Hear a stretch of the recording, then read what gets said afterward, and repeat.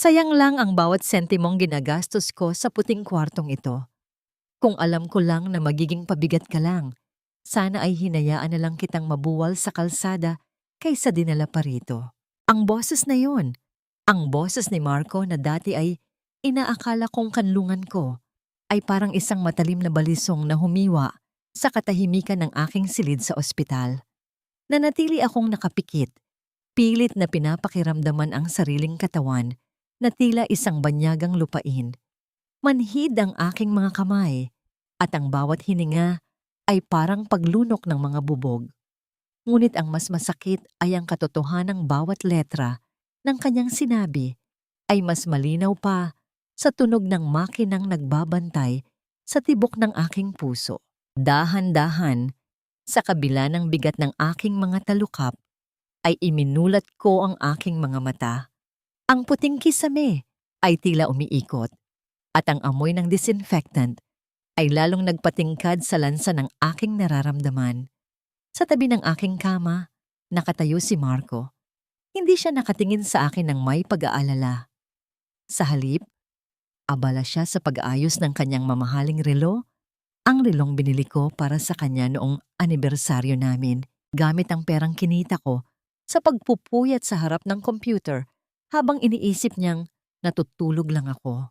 Gising ka na pala, malamig niyang sabi, na tila ba ang pagmulat ko ay isang istorbo sa kanyang schedule. Huwag ka nang magdrama, Kaori. Sabi ng doktor, exhaustion lang yan. Masyado mo kasing ginagalingan ang pagiging housewife, akala mo naman ay may ipinaglalaban ka. Hindi ko magawang sumagot. Ang aking lalamunan ay tuyong-tuyo, tila isang disyerto na matagal nang hindi nadalaw ng ulan. Gusto kong isigaw na ang exhaustion na sinasabi niya ay bunga ng 20 oras na pagtatrabaho ko bilang isang lead IT consultant para sa isang international firm, habang pinapanatili ang imahe ng isang simpleng asawang nasa bahay lamang upang hindi maapakan ang kanyang marupok na ego. Bumagsak ako dahil tinapos ko ang coding project na nagbigay sa kanya ng pambayad sa bago niyang sasakyan, ang sasakyang ipinagmamayabang niya ngayon sa labas. Bumukas ang pinto at iniluwan nito ang aking biyenan, si Nanay Celia. Wala siyang dalang prutas o kahit anong pagkaing magpapalakas sa akin. Sa halip, ang hawak niya ay ang aking pitaka at isang makapal na sobre. Marco, pirmahan na niya iyan bago pa siya magbago ng isip. Utos ni Nanay Celia. Ang kanyang boses ay puno ng asidong tila nanunuot sa aking balat. Hirap na tayong magkunwari na kailangan natin ng isang babaeng lampa at walang pera. Buti na lang at nariyan si Sanya. Siya ang tunay na may class, hindi tulad nitong asawa mo na laging amoy bawang at mukhang laging pagod. Isang malakas na sampal ng katotohanan ang dumapo sa aking sistema. Sanya. Ang pangalang iyon ay hindi na bago. Siya ang babaeng madalas tumawag kay Marco sa kalaliman ng gabi. Ang babaeng sinasabi niyang client lamang. Ngunit ang mas masakit, nakita ko sa leeg ni Nanay Celia ang gintong kwintas na matagal ko nang hinahanap. Ang tanging alaala mula sa aking namayapang ina. Ninakaw nila ito habang ako ay walang malay. Inilapag ni Marco ang sobre sa ibabaw ng aking mga binti. Naramdaman ko ang bigat ng papel. Tila ba ito ay gawa sa tingga? Divorce papers yan, Kaori. O settlement kung tawagin. Isinulat ko na riyan na wala kang makukuha kahit isang sentimo sa bahay at sa mga ari-arian ko. Anyway, wala ka naman talagang ambag sa pagsasama natin kundi ang magluto at maglaba. Be grateful na binigyan kita ng pagkakataong maging asawa ng isang tulad ko sa loob ng 7 taon. Ang puso ko na kanina ay tila madaling mabasag sa bigat ng sakit at pagkadismaya, ay unti-unting naging matatag. Ang bawat tibok nito ay hindi na puno ng pagmamakaawa, kundi ng malinaw na pag-unawa sa aking sariling halaga at mga pinagdaanan. Tiningnan ko ang papel sa aking harapan.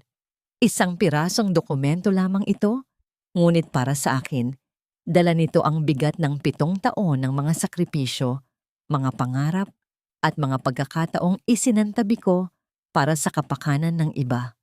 7 taon ng pagtatrabaho sa likod ng mga eksenang hindi nakikita ng karamihan at 7 taon ng pagpiling unahin ang tagumpay ng iba kaysa sa sarili kong mga hangarin. Huminga ako ng malalim at muling pinagmasdan ang mga salitang nakasulat doon.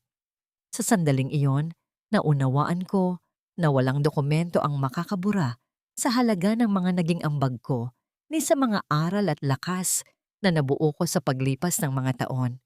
Ano man ang mangyari pagkatapos nito, dala ko pa rin ang aking dignidad, karanasan, at kakayahang magsimula muli. Marco, ang boses ko ay mahina, parang kalansing ng tuyong dahon, ngunit may talim na hindi nila inaasahan. Ano? Magmamakaawa ka?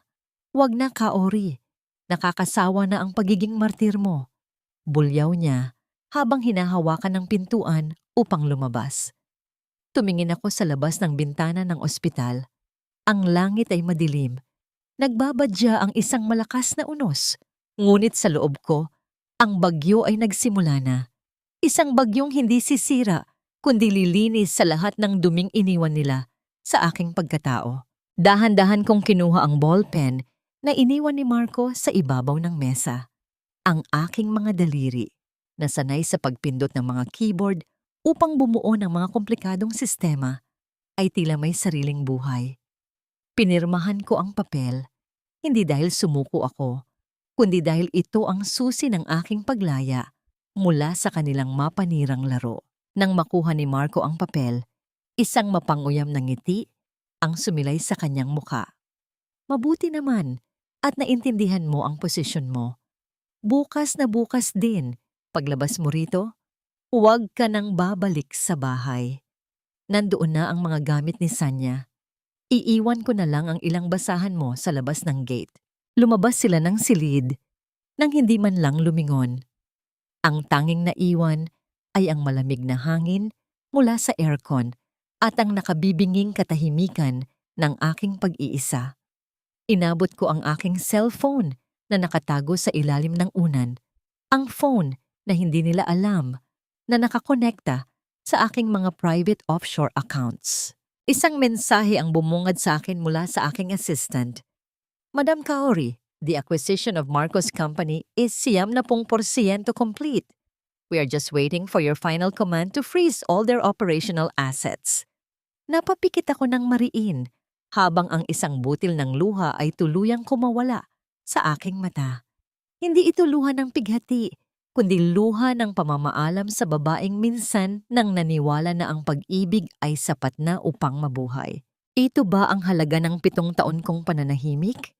Tanong ko sa kawalan, habang ang aking tinig ay unti-unting lumalakas sa gitna ng silid. Akala niyo ba ay tuntungan niyo lang ako? Hindi niyo alam na ako ang pundasyong kinatatayuan niyo. At ngayong umalis na ako, handa na ba kayong maramdaman ang pagguho ng inyong mundo? Ang tanong na yon ay nanatiling nakabitin sa hangin. Tila isang sumpa na naghihintay ng tamang panahon upang magkatotoo. Sa labas, ang unang patak ng ulan ay humampas sa salamin ng bintana. Mabilis at marahas, gaya ng muling pagsilang ng isang kaori na hindi na kailanman magpapaapi. Sa labas ng ospital, ang sikat ng araw ay tila ng uuyam. Walang sasakyang naghihintay sa akin. Walang pamilyang nakatayo sa gate upang alalayan ang aking nanghihinang katawan. Ang bawat hakbang ko sa mainit na aspalto ay tila paglalakad sa ibabaw ng mga pako. Mabigat, masakit, at puno ng bawat alaala ng 7 taon na itinapon ko para sa isang taong hindi man lang ako kayang sunduin. Sumakay ako ng taxi patungo sa lugar na tinawag kong tahanan sa loob ng mahabang panahon. Habang nakatingin sa labas ng bintana, muling bumalik sa aking gunita ang imahe ng bahay na yon noong una kaming lumipat. Noong mga panahong iyon, wala kaming kahit ano. Ang tanging sandigan ni Marco ay ang aking mga pangarap. Naalala ko pa kung paano ko ibinenta ang aking unang binuong software prototype ng lihim upang mabayaran ang utang ng kanyang ama na muntik nang magpabilanggo sa kanya. Sinabi ko sa kanya na ang perang iyon ay isang loan mula sa isang kaibigan dahil alam kong hindi matatanggap ng kanyang pride na ang asawa niya ang nagligtas sa kanya. Ngunit ang lahat ng iyon ay tila naging abo na lamang. Pagbaba ko ng taxi, ang pamilyar na amoy ng mga bulaklak sa garden na ako mismo ang nagtanim at nag-alaga ay hinaluan ng isang kakaiba at matapang na pabango, isang amoy na hindi sa akin. Oh, nandito ka na pala ang ating dakilang martir. Ang tinig ni Nanay Celia ay agad na sumalubong sa akin pagpasok ko ng pinto.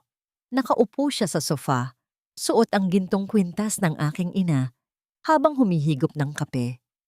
Akala ko ay diretso ka na sa tulay para tumalon dahil sa hiya, pero nakabalik ka pa pala para kunin ang mga basahan mo. Hindi ako sumagot. Dumiretso ako sa kusina upang uminom ng tubig, ngunit natigilan ako nang makita ang isang babaeng nakatalikod. Suot ang aking paboritong apron. Si Sanya. Siya ay nagluluto habang nakayakap sa kanya si Marco mula sa likod. Ang tawa ni Marco, ang tawang dati ay para sa akin lamang, ay tila isang matalim na karayom na tumutusok sa aking pandinig. Honey, wait. Baka makita tayo ng ex mo, malanding sabi ni Sanya. Bagaman malinaw na gusto niyang marinig ko ito. Lumingon siya sa akin. Ang kanyang mga mata ay puno ng tagumpay. Hi, Kaori. Sorry ha, I hope you don't mind. I'm just making sure Marco eats well. Alam mo naman, kailangan niya ng sustansya dahil busy kami sa pagplaplano ng aming wedding. Hinarap ako ni Marco. Wala ni bakas ng pagsisisi sa kanyang mga mata. Mabuti at dumating ka. Nanay wants a celebration tonight. Isang despedida feast dahil sa wakas, malaya na ako. Magluto ka ng adobo, yung espesyal na luto mo. Para naman may pakinabang ka bago ka tuluyang lumayas bukas. Ang aking mga kamao ay nag-igting sa ilalim ng mesa. Inaasahan niyo ba talagang pagsisilbihan ko pa kayo matapos ang lahat? Aba? At marunong ka nang sumagot? Singhal ni Nanay Celia na pumasok na rin sa kusina. Huwag mong kalimutan ang utang na loob mo sa amin, Kaori. 7 taon ka naming pinatira rito. 7 taon kitang binihisan at pinakain dahil wala kang trabaho. Ang pagluluto ng huling hapunan para sa amin, ang pinakamaliit na bagay na magagawa mo para bayaran ang lahat ng ginastos ni Marco sa'yo. Gusto kong tumawa ng malakas. Gusto kong isigaw sa kanila na ang bahay na tinitayuan nila, ang kuryenteng nagbibigay sa kanila ng liwanag, at ang bawat butil ng kaning kinakain nila ay galing sa aking pinaghirapan. Ngunit nanatiling sarado ang aking bibig. Hindi pa ito ang oras. Ang katahimikan ko ay ang pinakamalakas na sandata na mayroon ako ngayon. Lalapit na sana ako sa lababo nang maramdaman ko ang isang mainit na kamay sa aking balikat. Si Tia Belen, ang matandang katulong na naging saksi sa bawat pagluha ko sa gabi. Sa kanyang mga mata ay nakita ko ang luhang para sa akin. Ma'am Kaori, ako na ho ang gagawa nito. Magpahinga na kayo. Bulong niya sa isang tinig na punong-puno ng pagmamalasakit. Inabutan niya ako ng isang basong tubig. At sa sandaling iyon, ang maliit na kilos na yon ay tila isang malaking yakap na nagbigay sa akin ng lakas upang hindi tuluyang bumagsak. Salamat, Tia, sagot ko. Pilit na pinapatatag ang aking boses. Pero ayos lang ako. Gusto kong matapos na ito. Humarap ako sa kalan. Ang bawat paghiwa ko ng karne, ang bawat paghalo ko sa kawali, ay tila isang ritual ng paglilibing sa aking lumang pagkatao. Habang ang bango ng adobo ay humahalimuyak sa buong bahay, ang puso ko naman ay unti-unting nagiging kasing tigas ng bato. Bawat sakripisyo ko sa nakaraan ay isa-isang nagdaan sa aking isipan. Ang mga gabing hindi ako natutulog para tapusin ang mga coding projects habang sila ay mahimbing na nagpapahinga, ang mga gamot na binili ko para kay Nanay Celia na sinabi kong bigay ng charity. At ang lahat ng pagkakataong pinili kong magmukhang kawawa para lang hindi maramdaman ni Marco na mas mataas ako sa kanya. Nang matapos ang hapunan, inihain ko ito sa hapag. Kumakain sila nang may kagalakan, nagtatawanan na tila ba wala akong halaga sa silid na yon. Para akong isang multo sa sarili kong bahay. Matapos kumain tumayo si Sanya at lumapit sa akin. May hawak siyang isang tumpok ng mga damit, mga underwear, silk robes at maruruming labada. Actually, Kaori, since aalis ka na rin naman bukas, can you do me a favor? Pakilinisan naman ang master bedroom. Alam mo na, I want everything fresh and clean tonight for me and Marco. I'm sure you know how he likes his bedsheets, right? Napatigil ang lahat sa pagkain. Ang hangin sa silid ay biglang naging mabigat. Tila ba ang bawat hininga ay isang hamon. Tiningnan ko si Marco, umaasa na kahit papaano ay may natitira pa siyang respeto para sa akin. Ngunit tinitigan lamang niya ako ng may pag-uyam. Gawin mo na, Kaori, sabi ni Marco habang sumisimsim ng wine. Tutal, sanay ka naman sa gawaing katulong. Isipin mo na lang na ito ang huling serbisyo mo sa akin bilang pasasalamat. Dahan-dahan kong kinuha ang mga damit mula sa kamay ni Sanya. Ang aking mga mata ay tumitig ng diretso sa kanya. Isang titig na hindi niya nakita sa akin kailanman. Malamig, malalim, at nagbabanta. Sige, mahinahon kong sabi. Lilinisin ko ang kwarto. Lilinisin ko ang bawat sulok nito para sa inyo. Tumalikod ako at nagsimulang maglakad paakyat sa hagdan. Ngunit sa bawat hakbang ko, isang pangako ang isinusulat ko sa aking isipan. Ang master bedroom na yon ang huling lugar na makikita nilang maayos. Dahil bago sumikat ang araw bukas, ang bawat kayamanang inaakala nilang hawak nila ay magiging isang malaking bitag na hindi nila kailanman matatatakasan. Sa kalaliman ng gabi, kung kailan ang buong bahay ay balot na ng katahimikan at ang tanging naririnig ay ang mahimbing na paghilik ni Marco mula sa kabilang silid, doon lamang ako tunay na nagigising. Ang master bedroom na dati ay aming kanlungan ay tila naging isang malamig na kuta ng mga alaala. Habang inaayos ko ang mga una na gagamitin nila, bawat dampi ng aking palad sa tela ay tila nag-iiwan ng bakas ng lason na unti-unting lulunod sa kanila. Pumasok ako sa maliit na imbakan sa ilalim ng hagdan. Ang lugar na itinuring kong opisina sa loob ng maraming taon sa ilalim ng pagkukunwaring nag-aayos lamang ako ng mga lumang gamit. Mula sa isang nakatagong siwang sa dingding, kinuha ko ang aking laptop, isang manipis at makapangyarihang makina na siyang naging tanging saksi sa aking tunay na pagkakakilanlan. Sa sandaling bumukas ang screen, ang liwanag nito ay tumama sa aking mukha na tila isang hudyat ng digmaan na ako lamang ang nakakaalam. Ang aking mga daliri ay nagsimulang sumayaw sa ibabaw ng mga keys, mabilis at walang ingay, gaya ng isang manunulat na nagtatala ng huling kabanata ng isang trahedya. Pumasok ako sa bank records ni Marco. Isang mapait na ngiti ang sumilay sa aking mga labi nang makita ko ang mga transaksyon sa nakalipas na buwan. 1,000,000 piso. Iyon ang halagang kinuha niya mula sa aming joint account na ang totoo ay ako naman ang nagpondo upang ibili ng isang kulay pulang sasakyan si Sanya. 1,000,000 piso para sa isang babaeng hindi ka naman kayang mahalin ng totoo. Bulong ko sa hangin habang ang aking paningin ay nakatitig sa bawat numero na tila mga hatol ng kamatayan. Napakaliit na halaga para sa kalayaang kinuha mo sa akin, Marco. Hindi ko muna isinara ang account. Sa halip, gumawa ako ng isang loophole sa kanyang digital footprint. Bilang isang eksperto sa cybersecurity, alam ko kung paano magtanim ng isang virus na hindi nakikita.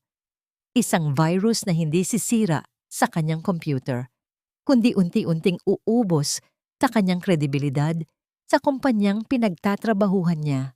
Biglang nag-vibrate ang aking cellphone. Isang tawag mula sa isang international number. Alam ko kung sino ito. "Hello, Sir Antonio?" Sagot ko. Ang aking tinig ay hindi na ang mahinang tinig ng isang housewife, kundi ang awtoritadong boses ni Kay, ang ghost consultant na kinatatakutan at iginagalang sa industriya ng teknolohiya. "Kay, we've been looking for you for weeks. The board is desperate. The system of our main competitor, the firm where your husband works, is vulnerable. We need you to lead the acquisition project. Whatever your price is, we will double it." Sagot ng lalaki sa kabilang linya. Ang kanyang tinig ay puno ng pag-asa. Huminga ako ng malalim, habang ang aking mga mata ay nakapako sa wedding photo namin ni Marco na nakasabit pa rin sa dingding ng pasilyo. "I don't want the money, Sir Antonio. I want the control. I will take the project, but on one condition. I will remain anonymous until the day of the signing, and I want full authority to decide who stays and who goes in that company once the acquisition is done." "Consider it done, Kay. You are the best in the field. We trust your judgment." Nang maibaba ko ang tawag, tila may isang malaking pasanin ang nawala sa aking dibdib. Ngunit kasabay nito ay ang isang matinding lamig na bumalot sa aking puso. Upang makuha ang hustisya, kailangan kong maging kasing lupit ng mga taong sumira sa akin. Lalabas na sana ako ng imbakan nang makita ko si Chebelen na nakatayo sa may pintuan, may hawak na baso ng gatas. Nagulat siya nang makita ang liwanag mula sa aking laptop. "Ma'am Kaori? Ano ho ang ginagawa niyo rito sa dilim?" Tanong niya. Ang kanyang tinig ay puno ng pagtataka. Dahan-dahan kong isinara ang laptop at ngumiti ng tipid. "Nag-aayos lang po ng ilang dokumento, tiya. Para sa pag-alis ko bukas." Lumapit sa akin ang matanda at hinawakan ang aking kamay. "Ramdam ko ho ang bigat ng loob niyo. Pero bakit parang may iba sa inyo ngayon? Ang inyong mga mata. Tila may apoy na hindi ko pa nakikita noon." "Ito ang apoy, na sila mismo ang nag-meet sa tiya."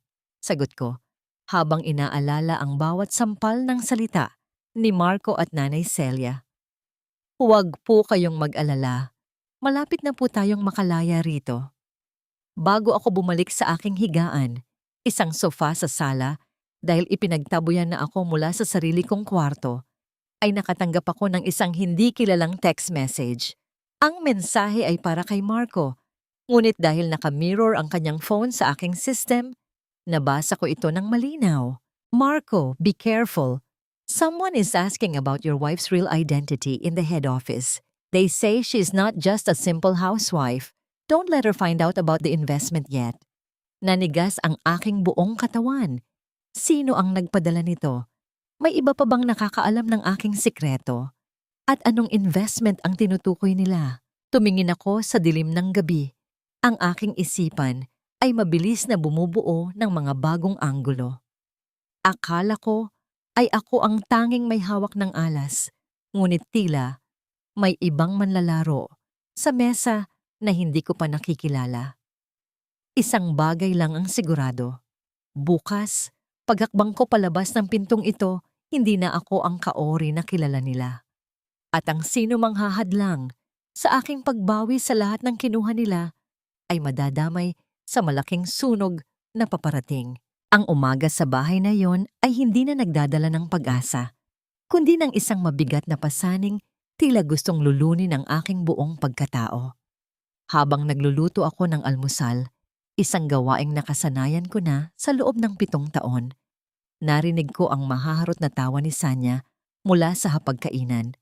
Nakasuot siya ng isa sa aking mga paboritong silk robe, ang robe na regalo sa akin ni Marco noong unang taon namin, nung akala ko ay totoo ang kanyang mga pangako. "Honey, look at this." Parang ang dumi naman ng pagkakaluto ng itlog. Maarteng sabi ni Sanya. Sapat na lakas para marinig ko sa kusina. "Baka naman may balak lasunin ako ng ex mo. You know, she looks so bitter." Lumapit si Marco sa kanya at hinalikan siya sa noo. Ang mga mata ay puno ng paghanga na hindi ko na nakita sa akin sa loob ng mahabang panahon. "Huwag kang mag-alala."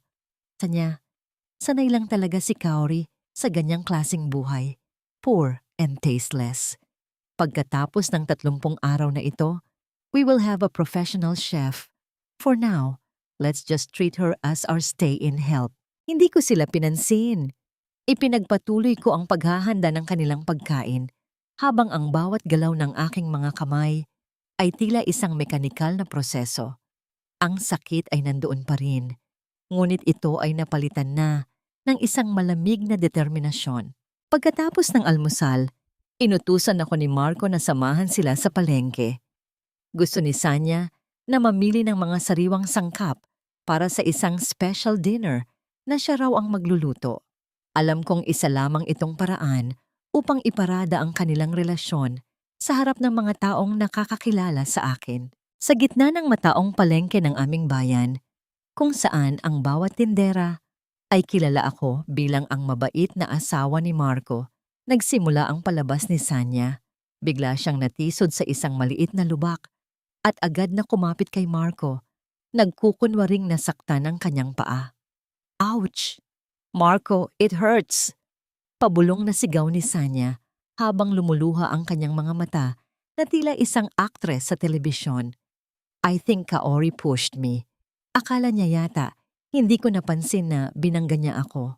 Nanlaki ang mga mata ni Marco sa galit. Sa harap ng maraming tao, ng aming mga kapitbahay at ng mga tinderang madalas kong kakwentuhan, ay pumailan lang ang kanyang boses na puno ng puot. Ano ba, Kaori? Hindi mo ba kayang tanggapin na tapos na tayo? Sigaw niya habang itinutulak ako palayo kay Sanya. Hindi mo kailangang manakit ng ibang tao dahil lang sa inggit. Look at yourself. Mukha kang desperadang katulong na ayaw bitawan ng amo niya. Have some dignity for God's sake. Naramdaman ko ang lahat ng mata na nakatingin sa akin. Ang bulungan ng mga tao ay parang mga bubuyog na dumadapo sa aking balat. Ang ilan ay naaawa, ngunit ang ilan ay tila naniniwala sa drama ni Sanya. Nanatili akong nakatayo ng matuwid. Kahit na ang aking mga tuhod ay nanginginig sa matinding kahihiyan, hindi ako sumagot. Hindi dahil sa wala akong sasabihin, kundi dahil ang bawat salitang ilalabas ko ay lalong magpapakita ng aking kahinaan sa harap ng mga mapanghusgang mata. Pagbalik namin sa bahay, sinalubong kami ni Nanay Celia na may hawak na isang listahan ng mga utang. Ang kanyang mukha ay kasing talim ng isang kutsilyo. Marco, kailangan natin ng pera. Ang mga taga-cooperative ay nagbabanta nang kukunin ang mga gamit natin dahil sa mga hindi nababayarang utang mo noong nakaraang buwan. Sabi ni Nanay Celia bago lumingon sa akin ng may mali siya. At ikaw, Kaori, alam kong may itinatago ka pang alahas. Yung singsing na binigay ng nanay mo, ibigay mo na sa akin. Ibenta natin yon para makatulong ka naman sa bahay na ito bago ka lumayas. Hindi, ang tanging salitang lumabas sa aking bibig. Ang singsing na yon ay ang tanging alaala ko sa aking ina. Ito ang aking lakas sa mga gabing tila guguho na ang mundo ko. Anong hindi? Lumapit sa akin si Nanay Celia at mabilis na hinablot ang aking kamay. Sa kabila ng aking pagpigil, ang kanyang mga kuko ay bumaon sa aking balat, nag-iiwan ng mga pulang marka. Dahil sa panghihina ng aking katawan mula sa sakit sa ospital, hindi ko nagawang labanan ang kanyang lakas. Matagumpay niyang nahubad ang singsing mula sa aking daliri. Ayan, napakadamot mo talagang bata ka. 7 taon kang palamunin dito, tapos ang isang pirasong ginto ay ipagdadamot mo pa para sa pamilyang nagligtas sa iyo mula sa gutom? Ang aking paningin ay nagdilim. Ang bawat tibok ng aking puso ay parang isang tambol na nagpapabilis sa aking galit. Tiningnan ko ang aking daliri na ngayon ay bakante na at namumula.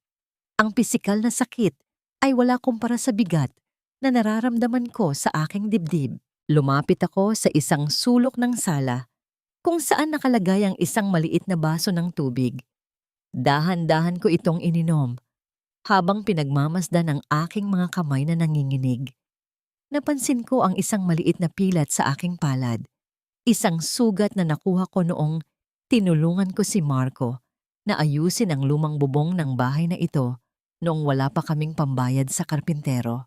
Ang bawat pilat sa aking katawan ay nagsasalaysay ng aking katangahan, ngunit ngayon, ang bawat markang yon ay magiging mapa ng aking pagbangon. Tumingin ako kay Nanay Celia na abala sa pagtingin sa kislap ng singsing at kay Sanya na nakasandal sa balikat ni Marco nang may mapang-uyam ng ngiti. Sige, mahinahon kong sabi, isang tono na nagpatigil sa kanilang pagtawa. Kunin niyo na ang lahat, ang singsing, ang bahay, ang dangal ko sa harap ng ibang tao. Kunin niyo na ang lahat ng inaakala niyong makakapagpasaya sa inyo. Isang kakatwang ng ngiti ang sumilay sa aking mga labi. Isang nangiting hindi nila kailanman nakita sa akin. Ito ay hindi ngiti ng pagkatalo, kundi ngiti ng isang taong alam na ang bawat bagay na kinuha nila ay magiging isang sumpa na unti-unting hihila sa kanila sa kailaliman. Keep it, dagdag ko, habang diretsong nakatingin sa mga mata ni Nanay Celia. Dahil pagdating ng tamang panahon, iyan ang magiging huling bagay na mahahawakan niyo bago kayo mawalan ng kahit ano. Nagkatinginan si Marco at Nanay Celia, tila nabigla sa lamig ng aking tinig. Ngunit bago pa sila makapagsalita, tumalikod na ako at pumasok sa aking silid, ang maliit na imbakan, at muling binuksan ang aking laptop. Ang liwanag nito ay tila isang tanglaw sa gitna ng aking madilim na mundo. 30 araw ka, Ori, pero huwag mong isiping bakasyon ito. Sa loob ng isang buwan, bawat sulok ng bahay na ito ay dapat kumikinang. Bawat labada ni Sanya dapat mabango. Isipin mo na lang na ito ang huling bayad mo sa 7 taon ng pagpapakain ko sa iyo. Ang boses ni Marco ay tila isang hatol na walang habas habang nakasandal siya sa hamba ng pinto. Pinapanood akong nagpupunas ng mga mantsa ng alak sa sahig. Mga mantsang iniwan ng kanilang selebrasyon kagabi. Ang bawat kuskos ng basahan sa malamig na tiles ay tila ba paglilinis ko na rin sa mga huling bakas ng pag-ibig na itinanim ko sa bahay na ito. Hindi ako tumingin sa kanya. Nanatili akong nakayuko, ang aking buhok ay nakatabing sa aking mukha upang hindi niya makita ang apoy na unti-unting liyab sa aking mga mata. Naiintindihan ko, Marco. Mahinahon kong sagot. Ang aking tinig ay walang emosyon. Parang isang dagat na payapa bago ang pagdating ng tsunami. 30 araw. Pagkatapos nito, hinding-hindi mo na muling makikita ang anino ko. Tumawa siya ng mapang-uri bago lumakad palayo. Ang tunog ng kanyang mga mamahaling sapatos ay umaalingaw-ngaw sa pasilyo. Tila ba ipinagmamalaki ang bawat hakbang ng kanyang huwad na tagumpay? Sa sandaling mawala siya sa aking paningin, binitiwan ko ang basahan. Ang aking mga kamay na nanginginig sa pagod ay dahan-dahang humigpit. Hindi ito pagod ng isang biktima. Ito ang tensyon ng isang mamamana na dahan-dahang hinihila ang mitya para sa isang siguradong patama. Pumasok ako sa aking maliit na silid at muling binuksan ang pintuan ng aking digital na mundo. Sa screen ng aking laptop, ang mga codes ay tila mga buhay na sundalo na naghihintay ng aking utos. Pumasok ako sa internal server ng kumpanya ni Marco. Nakita ko ang kanilang pinakabagong proposal, ang Project Phoenix. Isang proyektong inaasahan nilang magliligtas sa kanila mula sa pagkalugi. Isang proyektong binuo ni Marco base sa mga ideyang ninakaw niya mula sa aking mga notes noong nakaraang taon. Phoenix, ha? Bulong ko sa sarili, habang ang liwanag ng monitor ay nagbibigay ng kakaibang kislap sa aking mga mata. Gusto mong bumangon mula sa abo, Marco? Sige, hahayaan kitang lumipad ng mataas. Pero ako ang magdedesisyon kung kailan matutupok ang iyong mga pakpak. Nagsimula akong gumawa ng isang shadow contract. Ginamit ko ang aking koneksyon bilang si Kay upang lumapit sa kumpanya ni Marco sa pamamagitan ng isang dummy investment firm. Mag-aalok ako ng pondo. Isang halagang hindi nila matatatanggihan, isang halagang magbubulag sa kanila sa panganib.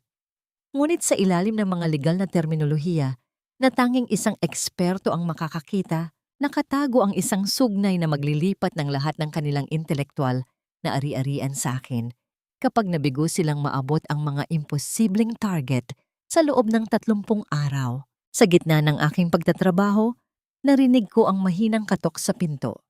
Agad kong itinago ang aking laptop sa ilalim ng kumot. Pumasok si Tia Belen, may dalang isang mangkok ng mainit na sopas. Ma'am Kaori, kumain muna ho kayo. Kanina pa kayo hindi lumalabas. Malungkot niyang sabi. Inilapag niya ang pagkain sa maliit na mesa at hinawakan ng aking pisngi. Bakit niyo ho kailangang tiisin ang 30 araw na ito? Maari naman ho kayong umalis na ngayon din. May kaunti ho akong naipon. Sapat na para makapagsimula kayo sa malayo. Naramdaman ko ang pag-init ng aking mga mata. Sa gitna ng kataksilan, ang katapatan ni Tia Belen ay tila isang maliit na kandila sa gitna ng madilim na kuweba.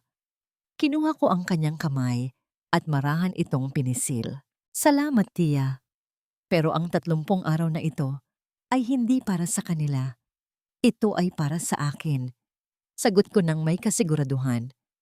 Kailangan kong makita ang bawat piraso ng pader na itinayo nila sa pamamagitan ng aking luha ay gumuho sa harap mismo ng kanilang mga mata.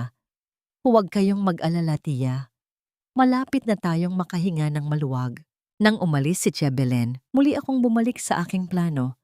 Ngunit bago ang lahat, kailangan kong harapin ang isang mas malaking hamon, ang investment na binanggit sa misteryosong text message kagabi. Nag-search ako sa mga lihim na usapan sa email ni Marco at doon ko natagpuan ang katotohanan. Si Marco at Sanya ay gumagamit ng pera mula sa kumpanya upang mag-invest sa isang offshore scheme na pinapatakbo ng isang kilalang scammer. At ang mas masama, balak nilang gamitin ang pangalan ko bilang guarantor upang kung sakaling mabuko, ako ang haharap sa kaso habang sila ay tumatakas sa ibang bansa. Ang aking dugo ay tila nagmula sa yelo sa sobrang lamig ng aking galit. Hindi lang nila ako gustong lokohin. Gusto nila akong mabulok sa kulungan para sa kasalanang sila ang gumawa.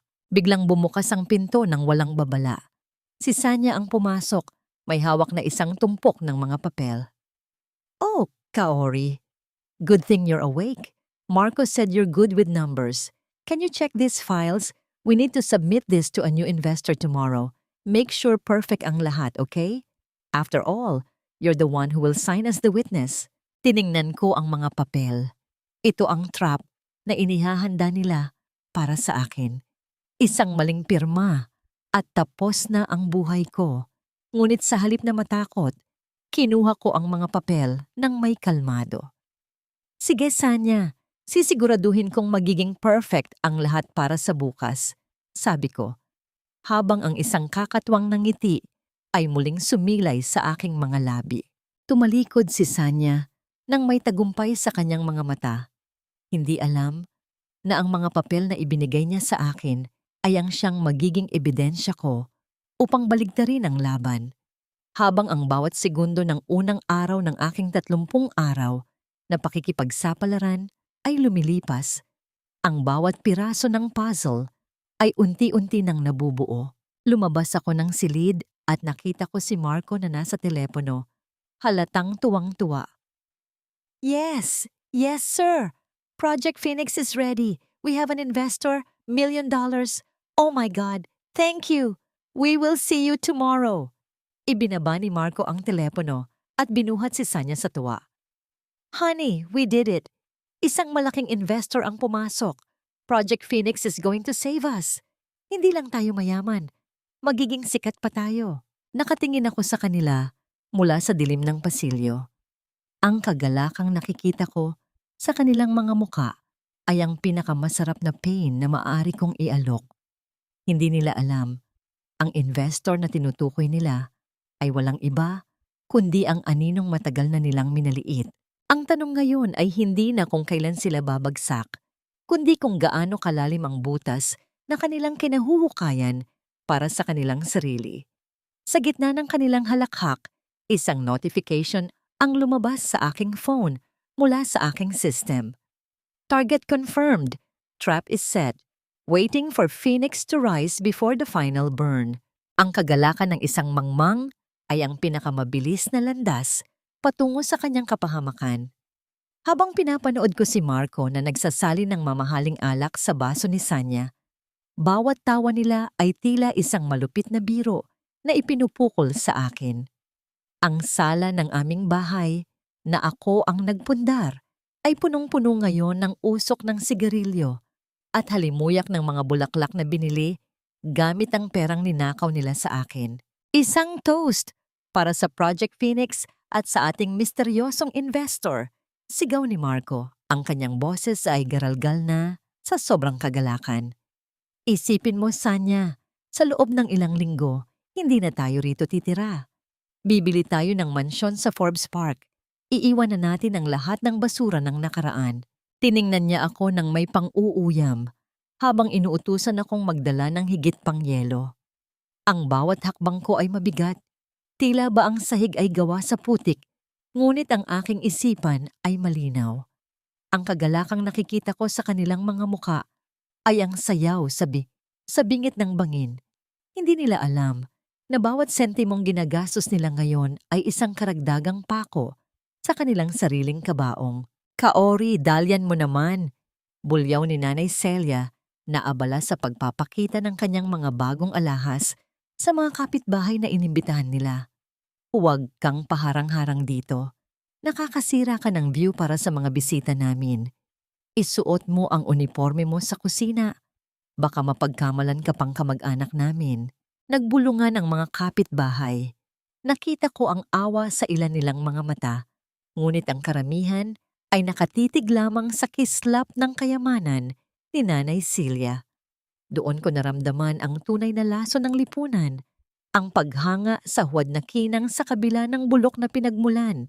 Pumasok ako sa aking silid at isinara ang pinto. Doon, sa gitna ng kadiliman, ay muli kong binuksan ang aking laptop. Ang Project Phoenix funding agreement ay nasa screen ko na. Pinanood ko ang cursor ni Marco na gumagalaw sa kabilang panig ng system. Nakikita ko ang bawat pag-aalinlangan niya, ang bawat pag-scroll, hanggang sa huling bahagi kung saan nakatago ang sugnay na magpapabagsak sa kanya. Pirmahan mo na, Marco. Bulong ko sa dilim. Ito ang huling pirma na magbibigay sa iyo ng ilusyon ng kapangyarihan. Sa kabilang silid, narinig ko ang tunay ng pagbukas ng bote ng champagne, isang tunog na para sa kanila ay tagumpay. Ngunit para sa akin ay hudyat ng pagsisimula ng bilang ng kanilang mga araw. Maya-maya pa isang notification ang lumabas sa aking screen.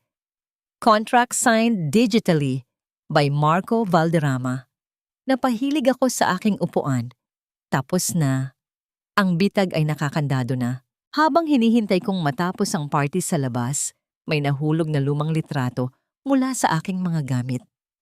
Ito ay isang tuyo at kupas na bulaklak na inipit ko sa isang notebook. Ang unang rosas na ibinigay ni Marco sa akin nung nanliligaw pa siya.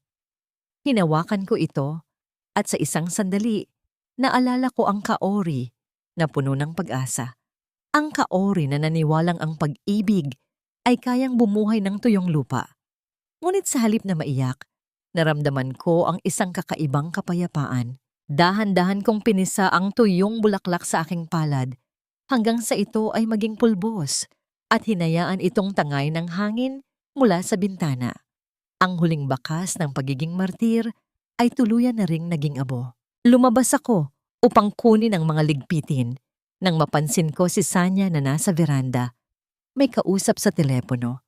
Ang kanyang boses ay mahina at puno ng takot, malayo sa mapagmataas na Sanya na nakita ko kanina. Hindi, huwag mo munang ipadala ang mga dokumento rito, pabulong niyang sabi habang palingon-lingon sa paligid. Mapapahamak tayo. Si Marco wala pa siyang alam. Ang investment, hindi yun galing sa akin. Kailangan nating itago ang totoo tungkol sa utang sa Singapore. Napatigil ako sa paghinga. Utang sa Singapore? Ang investment na ipinagmamalaki ni Marco na galing kay Sanya ay isa rin palang malaking kasinungalingan. Ibig sabihin, hindi lang ako ang niloloko ni Sanya, niloloko rin niya si Marco. Biglang lumingon si Sanya at nagtama ang aming mga mata. Namutla siya. Ang kanyang mapupulang labi ay nanginig. Agad niyang ibinaba ang telepono at naglakad palapit sa akin ng may pagbabanta. Anong narinig mo, Kaori? Tanong niya. Ang kanyang tinig ay parang ahas na naglalabas ng kamandag. Wala. Simpleng sagot ko habang mahigpit na hawak ang tray ng mga baso. Pero mukhang mas marami kang itinatago kaysa sa inaakala ko, Sanya. Makinig ka sa akin, asawang talunan. Lumapit siya sa aking tainga. Ang amoy ng alak sa kanyang hininga ay nakakasulasok. Isang salita mo lang kay Marco at sisiguraduhin kong hindi ka lang sa kalsada pupulutin. I can make you disappear. Do you understand? Tumingin ako ng diretso sa kanyang mga mata. Walang bakas ng takot. Ang taong nasa bingit ng bangin ay hindi dapat nagbabanta sa taong may hawak ng lubid, Sanya. Bago pa siya makasagot, narinig namin ang sigaw ni Marco mula sa loob. Sanya! Honey! Halika rito. May tumatawag sa opisina. May problema raw sa bank transfer. Ang mukha ni Sanya ay naging kasing puti ng papel. Mabilis siyang tumakbo papasok. Iniwan akong nakatayo sa veranda habang ang hangin ng gabi ay humahampas sa aking mukha. Ang tanong na ngayon ay hindi na lang tungkol sa paghihiganti ko kay Marco. May mas malalim na lihim si Sanya na maaaring magpabilis sa lahat. At habang ang dalawang traidor ay nagsisimulang magduda sa isa't isa, ang sayaw sa bingit ng bangin ay nagiging isang madugong labanan para sa kaligtasan. Ang pagod ng katawan ay kayang hilumin ng isang mahimbing na tulog, pero ang pagod ng kaluluwa ay walang ibang gamot, kundi ang katotohanan. Madaling araw pa lamang ay gising na ako upang linisin ang bakas ng kapangyarihan at kayabangang ipinamalas ni na Marco kagabi. Ang amoy ng natapong alak at upos ng sigarilyo ay tila dumidikit sa aking balat. Isang paalala kung gaano naging marumi ang tahanang ito sa ilalim ng kanilang pamumuno. Habang pinupulot ko ang mga basag na kristal sa sahig, naramdaman ko ang presensya ng isang tao sa aking likuran. Ma'am Kaori, bitawan niyo na ho yan. Hayaan niyo na ho ang mga kamay ko ang magsugat. Huwag lang ang sa inyo. Si Tia Belen. Nakatayo siya roon. Suot ang kanyang kupas na duster. Ang kanyang mga mata ay puno ng pagmamahal na tanging isang ina lamang ang makakapagbigay. Lumapit siya at kinuha ang walis mula sa aking kamay. Sa kabila ng kanyang edad, ang bawat galaw niya ay puno ng dignidad. Isang dignidad na kailanman ay hindi matututunan ni Nanay Celia at Sanya. Ayos lang po ako, Tia. Bulong ko. Pilit na itinatago ang panginginig ng aking boses. Sanay naman na ho ako sa ganitong trabaho. Umiling ang matanda at hinila ako patungo sa maliit niyang silid sa tabi ng kusina. Isang maliit na kwarto ito na amoy tuyong dahon at lumang baul, ang tanging lugar sa bahay na ito na hindi nabahiran ng kasakiman ni Marco. Pinaupo niya ako sa kanyang papag at may kinuha siyang isang maliit na kahon na nakabalot sa lumang tela mula sa ilalim ng kanyang higaan. Ma'am, alam ko hong matalino kayo. Alam ko ring may pinaplano kayo. Panimula niya habang dahan-dahang binubuksan ang kahon. Pero sa mundong ito, hindi sapat ang talino para manalo sa mga taong walang kaluluwa. Kailangan niyo rin ng bala. Inilabas niya ang isang tumpok ng mga papel na tila nanilaw na sa panahon. Ang aking puso ay biglang bumilis ang tibok nang makita ko ang mga dokumentong yon. Ito ang mga orihinal na resibo at deed of sale ng lupang kinatatayuan ng bahay na ito. Mga dokumentong akala ko ay matagal nang nawala o sinunog ni Nanay Celia. 5 taon na ang nakalilipas. Noong nagkasakit ang tatay ni Marco, sinubukan ni Celia na sunugin ang lahat ng ito upang palabasin na ang bahay ay sa kanya lamang ipinangalan at hindi sa inyo ni Marco. Kwento ni Tia Belen, ang kanyang boses ay puno ng puot. Nakaligtas ang mga papel na ito dahil iniligtas ko sila sa apoy. Itinago ko ito dahil alam kong darating ang araw na gagamitin mo ito para bawiin ang nararapat sa iyo. Hinawakan ko ang mga papel. Ang bawat pahina ay katumbas ng bawat patak ng pawis ko noong panahong nagtatrabaho ako ng 3 shift para lamang mabayaran ang utang sa lupa. Hindi ko akalain na sa loob ng maraming taon, ang taong itinuturing nilang hamak na katulong ang siyang nagbabantay sa aking kinabukasan. Kinuha ni Tia Belen ang aking mga kamay at inilagay doon ang isang maliit na pirasong tinapay na may palaman na asukal, ang paborito kong merienda noong mga unang taon ng pagsasama namin ni Marco, noong masaya pa kami. Kumain ka muna, anak. Ang laban mo ay laban ko rin. Hindi ako papayag na ang kabutihan mo ay patuloy na tapakan ng kanilang mga maruruming paa. Sa sandaling iyon, hindi ko na napigilan ang pagluha.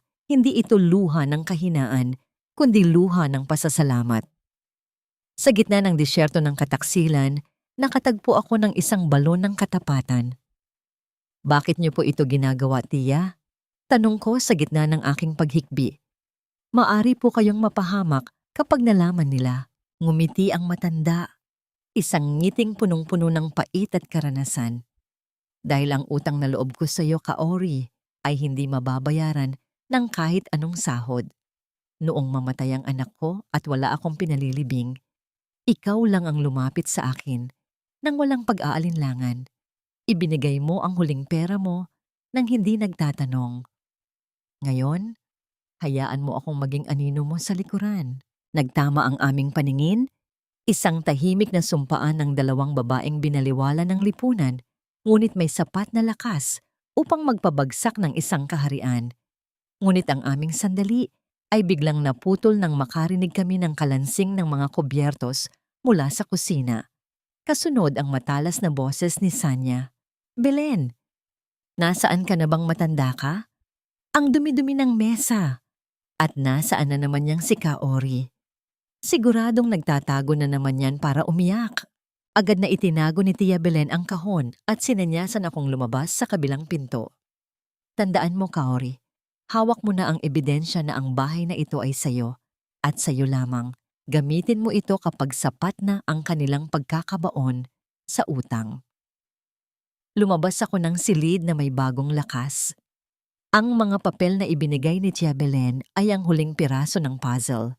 Ngayon, hindi ko na lang sila uubusan ng pera. Kukunin ko rin ang bubong sa ibabaw ng kanilang mga ulo. Habang naglalakad ako sa kusina, nakita ko si Sanya na nakatitig sa akin ng may pagdududa. Ang kanyang mga mata ay naniningkit, tila sinusubukang basahin ang anumang itinatago ko. You look different, Kaori, puna ni Sanya habang pinaglalaruan ang kanyang buhok. Parang hindi ka na natatakot. Anong ginagawa niyo ni Belen sa kwarto? Don't tell me, nagpaplano kayong nakawan kami? Tumingin ako sa kanya. Isang malamig at matalim na tingin na nagpatahimik sa kanyang mapang-uyam na natawa. Sanya, ang taong tunay na may-ari ay hindi kailangang magnakaw. Ang magnanakaw ay yung mga taong pilit kumukuha ng bagay na hindi sa kanila.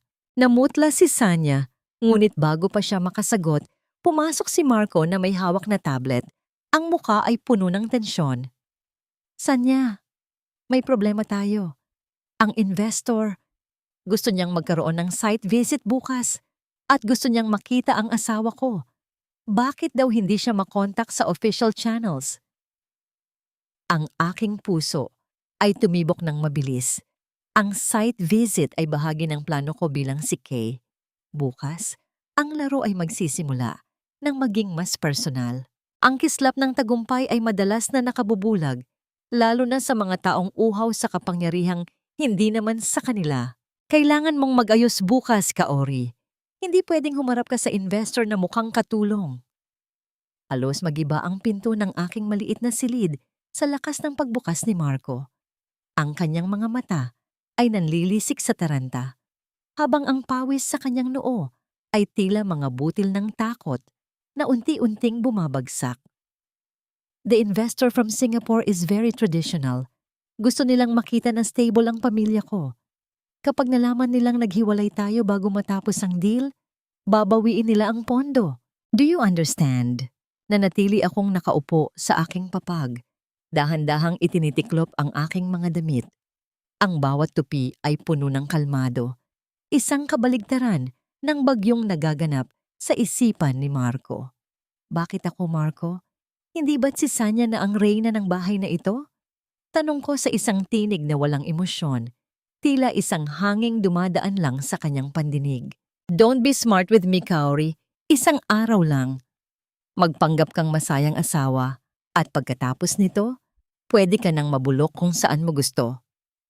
Bulyaw niya bago tuluyang lumabas. Ang tunog ng kanyang marahas na paghakbang ay tila isang babala. Pag-alis niya, mabilis kong binuksan ang aking laptop. Isang notification ang bumungad sa akin. Unauthorized access attempt blocked. Isang mapait na ngiti ang sumilay sa aking mga labi. Alam kong sinubukan ni Sanya na pasukin ang aking system habang ako ay nagluluto kanina. Hindi niya alam na bawat pindot niya sa keyboard ay naitatala at ang bawat maling password na inilalagay niya ay nagpapadala ng alerto sa akin. Ang aking laptop ay hindi lamang isang makina. Ito ang aking kuta at walang sino mang traidor ang makakapasok dito nang hindi nasusunog. Maya-maya pa, pumasok si Nanay Celia sa silid. Kasunod ang isang lalaking may hawak na attaché case.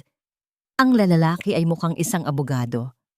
Ngunit sa paraan ng kanyang pagkilos, alam kong isa lamang itong bayarang tauhan. Kaori, bago ang lahat bukas, kailangan mong pirmahan ito. Sabi ni Nanay Celia, inilapag niya ang isang makapal na dokumento sa harap ko. Ito ay waiver of rights. Isinusuko mo ang lahat ng karapatan mo sa bahay na ito at sa anumang shares sa kumpanya ni Marco. Kapalit nito, bibigyan ka namin ng sapat na pera para makapagsimula ka sa probinsya pagkatapos ng 30 araw. Tiningnan ko ang dokumento. Ang mga salitang nakasulat doon ay tila mga tanikala na gustong igapos ang aking kalayaan. Alam nilang kapag pumasok ang investment, lolobo ang halaga ng kumpanya at ayaw nilang may makuha ako kahit isang sentimo. Hinawakan ko ang ballpen. Ang aking kamay ay hindi nanginginig. Sa halip, naramdaman ko ang lamig ng bakal ng panulat, isang pakiramdam na nagbigay sa akin ng kakaibang lakas.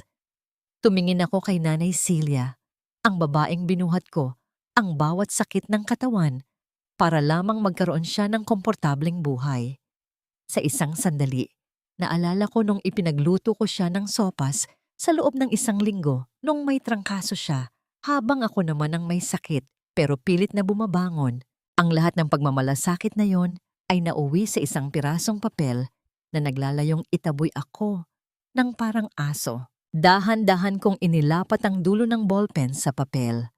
Ang tunog ng dulo ng panulat na kumakaskas sa papel ay tila isang musika ng pagwawakas. Pinirmahan ko ang bawat pahina nang walang pag-aalinlangan. Ayan, sabi ko. Iniabot ang papel sa abogadon na tila ba wala itong halaga. Nasa inyo na ang lahat ng gusto nyo. Halos magtatatalon sa tuwa si Nanay Celia habang mabilis na kinuha ang dokumento. Mabuti. Sa wakas naging matalino ka rin. Bukas, gawin mo ang lahat ng sasabihin ni Marco at pagkatapos noon, wala na tayong utang na loob sa isa't isa. Hindi nila alam na ang dokumentong pinirmahan ko ay may nakatagong sugnay na ako mismo ang nag-insert gamit ang isang digital overlay bago pa man nila ito i-print. Ang waiver na yon ay magiging valid lamang kung ang kumpanya ni Marco ay mananatiling solvent. Sa sandaling mag-default sila sa utang ng investor na walang iba kundi ako, ang waiver na yon ay automatikong magiging isang assignment of debt kung saan ang lahat ng pananagutan nila ay ililipat sa kanilang mga personal na ari-arian. Nang gabi ring iyon, Narinig ko ang pagtatalo ni na Marco at Sanya sa veranda. Marco, bakit kailangan pang magpanggap ang babaeng yan bukas? I should be the one by your side. Reklamo ni Sanya. Ang kanyang boses ay puno ng selos. Intindihin mo naman, Sanya. One day lang. Pag nakuha na natin ang pera, itatapon ko na siya sa kalsada. Konting tiis na lang, reyna ka na ng bahay na ito. Pangungumbinsi ni Marco. Nakatingin ako sa kanila mula sa likod ng kurtina. Ang pain ng tagumpay ay nailatag na. Bukas, ang investor mula sa Singapore ay darating. Hindi nila alam na ang kinatatakutan at iginalang na investor ay nasa loob lamang ng bahay na ito, nagwawalis ng sahig at nagluluto ng kanilang hapunan. Biglang nagring ang phone ni Mark. Phone ni Marco. Nakita ko ang takot sa kanyang mukha nang mabasa ang caller ID. Hello? Yes. Yes, sir. Opo. Handa na po kami bukas. Ang asawa ko? Opo, nandito po siya. Sabik na po siyang makilala kayo. Ibinaba ni Marco ang telepono at napasandal sa pader. Tila nauubusan ng hangin. Sa kabilang banda, ako ay tahimik na nag-log in sa aking system at ipinadala ang huling instruksyon sa aking team sa Singapore. Proceed with the meeting tomorrow. Let the king enjoy his last day of illusion. Ang cliffhanger. Sa gitna ng dilim, habang nag-aayos ako ng gamit, nakakita ako ng isang itim na envelope na inilagay sa ilalim ng aking pinto. Walang pangalan ng sender. Binuksan ko ito at ang laman ay isang litrato. Litrato ni Sanya na may kasamang isang lalaki sa Singapore at may nakasulat sa likod, "Hindi ka nag-iisa sa laban na ito. Ang kaaway ng iyong kaaway ay iyong kaibigan." Sino ang nagpadala nito? May isa pa bang player sa laro na hindi ko nakikita? Ang gabi ay balot ng isang mabigat na katahimikan na tila ba ang langit mismo ay nagpipigil ng hininga bago ang isang malakas na pagsabog. Sa labas, ang hangin ay nagsisimulang umihip ng marahas. Pinalalakas ang bawat hampas ng sanga ng puno sa bintana ng aking silid. Ngunit sa loob ng maliit na imbakan na tinawag kong silid, ang tanging ingay na maririnig ay ang mabilis na pagtibok ng aking puso at ang marahang pagtiklop ng aking mga hululang gamit. Kakaunti lamang ang dala ko. Isang maliit na bag na naglalaman ng mga dokumentong ibinigay ni Tia Belen, ang aking laptop at ang ilang pirasong damit na ako mismo ang bumili. Iniwan ko ang lahat ng damit at gamit na ibinigay ni Marco sa loob ng 7 taon. Ayaw kong magdala ng kahit anong bahid ng kanyang kasinungalingan sa aking bagong simula. Bago ko isara ang aking laptop, may isang huling tungkulin pa akong dapat gawin. Sa ilalim ng pangalang Kay, nagpadala ako ng isang email sa CEO ng kumpanya ni Marco. Ang email ay naglalaman ng lahat ng ebidensya ng kanyang pagmamanipula sa pondo ng kumpanya at ang katotohanang ang Project Phoenix ay binuo mula sa pagnanakaw ng intelektual na ari-arian. Ang huling pindot ko sa enter key ay tila isang hatol na wala nang balikan, wala nang atrasan. Ang mitya ay nasindihan na. "Kaori, lumabas ka riyan!" Ang boses ni Marco ay umalingaw-ngaw sa buong bahay, puno ng puot at tila nawawala sa sarili. Binuksan ko ang pinto at nakita ko siyang nakatayo sa sala, hawak ang isang baso ng alak, habang si Sanya at Nanay Celia ay nakamasid sa likuran niya nang may mapanguyam na ngiti. "Bakit, Marco?" tanong ko, habang mahigpit na hawak ang aking bag. "Ayoko nang maghintay ng 30 araw.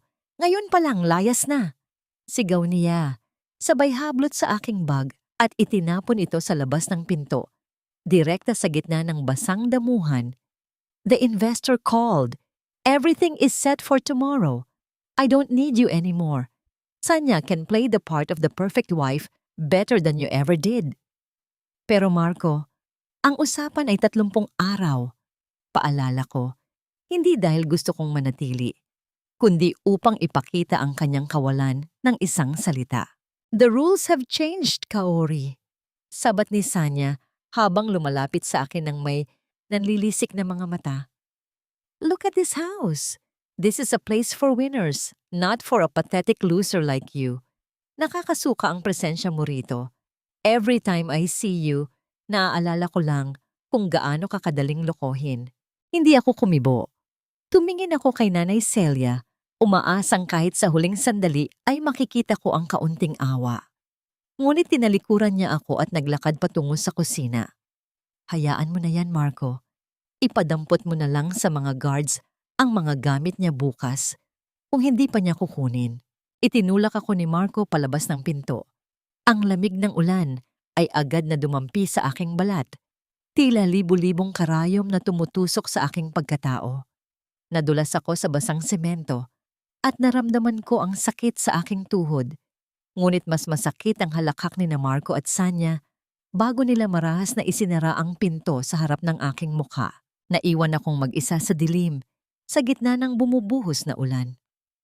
Ang bahay na itinuring kong tahanan sa loob ng 7 taon ay tila isang malaking halimaw na sumuka sa akin. Habang nakaupo ako sa basang lupa, napansin ko ang isang maliit na punla ng rosas na itinanim ko noong nakaraang linggo. Ito ay nakayuko dahil sa bigat ng ulan, ngunit ang mga ugat nito ay matatag na nakabaon sa lupa. Hinawakan ko ang basang dahon nito at bumulong, "Mabubuhay ka gaya ko." Sa sandaling iyon, ang takot ay tuluyang naglaho. Ang ulan na akala ko ay magpapahina sa akin ay siya palang lilinis sa bawat dumi ng kanilang pang-aapi. Tumayo ako at pinagpag ang aking basang damit. Hindi ako lumakad patungo sa kalsada upang maghanap ng masisilungan. Nanatili akong nakatayo roon, pinagmamasdan ng liwanag mula sa bintana ng master bedroom kung nasaan sina Marco at Sanya. Maya-maya pa, ang kadiliman ng gabi ay binalahaw ng 2 matitinding liwanag mula sa isang sasakyang paparating. Ang tunog ng gulong na dumadaan sa basang aspalto ay tila isang mababang dagundong ng paparating na hustisya. Isang itim na luxury car ang huminto sa tapat ng gate. Isang sasakyang hindi kailanman magagawang bilhin ni Marco. Kahit sa kanyang pinakamalaking panaginip, bumukas ang pinto ng sasakyan at isang lalaking nakauniporme ang lumabas. May hawak na isang malaking payong upang protektahan ako mula sa ulan. Madam Cowrie, ang kanyang boses ay puno ng paggalang. "The private suite at the Peninsula is ready. Your team from Singapore has arrived and is waiting for your final briefing for tomorrow's meeting." Tumingin ako sa bintana ng bahay. Nakita ko ang anino ni Marco na nakasilip mula sa kurtina. Halatang nagtataka kung sino ang sumundo sa asawang kakarampot lang ang itinira sa kalsada. Pumasok ako sa loob ng sasakyan. Ang amoy ng mamahaling leather at ang init ng heater ay tila isang yakap na nagsasabing, tapos na ang panahon ng pagiging biktima. Habang umaandar ang sasakyan palayo, tiningnan ko ang bahay sa huling pagkakataon sa pamamagitan ng rearview mirror. Gabi ng katotohanan. Bulong ko sa aking sarili habang ang aking mga mata ay nagniningning sa gitna ng dilim. Ngayong gabi, natutulog kayong naniniwalang kayo ang nanalo. Bukas, magigising kayo sa isang mundong hindi na inyo. Ang cliffhanger. Habang nasa loob ng sasakyan, binuksan ko ang aking tablet at nakita ang isang bagong notification. Isang private message mula sa anonymous sender na nagpadala ng litrato ni Sanya kagabi. Ang mensahe ay maikli lang ngunit nagpabilis sa aking hininga. "The meeting tomorrow is not just about the money. Look at the man sitting beside the CEO. He is the person Sanya is running away from. Be ready, Cowrie. The stage is yours." Sing! Sino ang nagpapasok sa basurang yan dito? Security! Ilabas ang babaeng yan. Ang boses ni Marco ay pumailan lang sa loob ng napakagandang boardroom ng Grand Hyatt. Ang kanyang mukha, na kanina ay punong-puno ng kayabangan habang inaayos ang kanyang mamahaling kurbata, ay biglang namutla at napuno ng puot. Nakatayo siya sa dulo ng mahabang mesa habang si Sanya, nabalot ng isang kumikinang na designer dress, ay halos mabitawan ang kanyang baso ng tubig sa gulat. Nakatayo ako sa may pintuan. Hindi na ako ang kaori na basang-basa ng ulan kagabi. Suot ko ang isang kulay hating gabing asul na power suit na tila sadyang idinisenyo para sa isang reynang handang bawiin ang kanyang kaharian. Ang aking buhok ay maayos na nakapusod, inilalantad ang aking mga mata na ngayon ay kasing talim at kasing lamig ng asero. "Marco, maupo ka," mahinahon kong sabi. Ang boses ko ay hindi sumigaw, ngunit ang awtoridad nito ay tila nagpatahimik sa buong silid. "Anong ginagawa mo rito, Kaori? Ito ay isang seryosong business meeting para sa Project Phoenix. Hindi ito lugar para sa mga katulong na naghahanap ng sustento." Singal ni Sanya, bagaman kitang-kita ang panginginig ng kanyang mga daliri. "You are trespassing! Guards!" Ngunit walang guard na pumasok. Sa halip, tumayo ang CEO ng Singaporean firm, si Mr. Antonio, at lumakad patungo sa akin ng may malawak na ngiti at yukod ng paggalang. "Good morning, Miss Kay," sabi ni Mr. Antonio na sapat na lakas para marinig ng lahat. "The board of directors is honored by your presence. We were just about to start the presentation of Mr. Valderrama's proposal." Tila tumigil ang pag-ikot ng mundo ni na Marco at Sanya.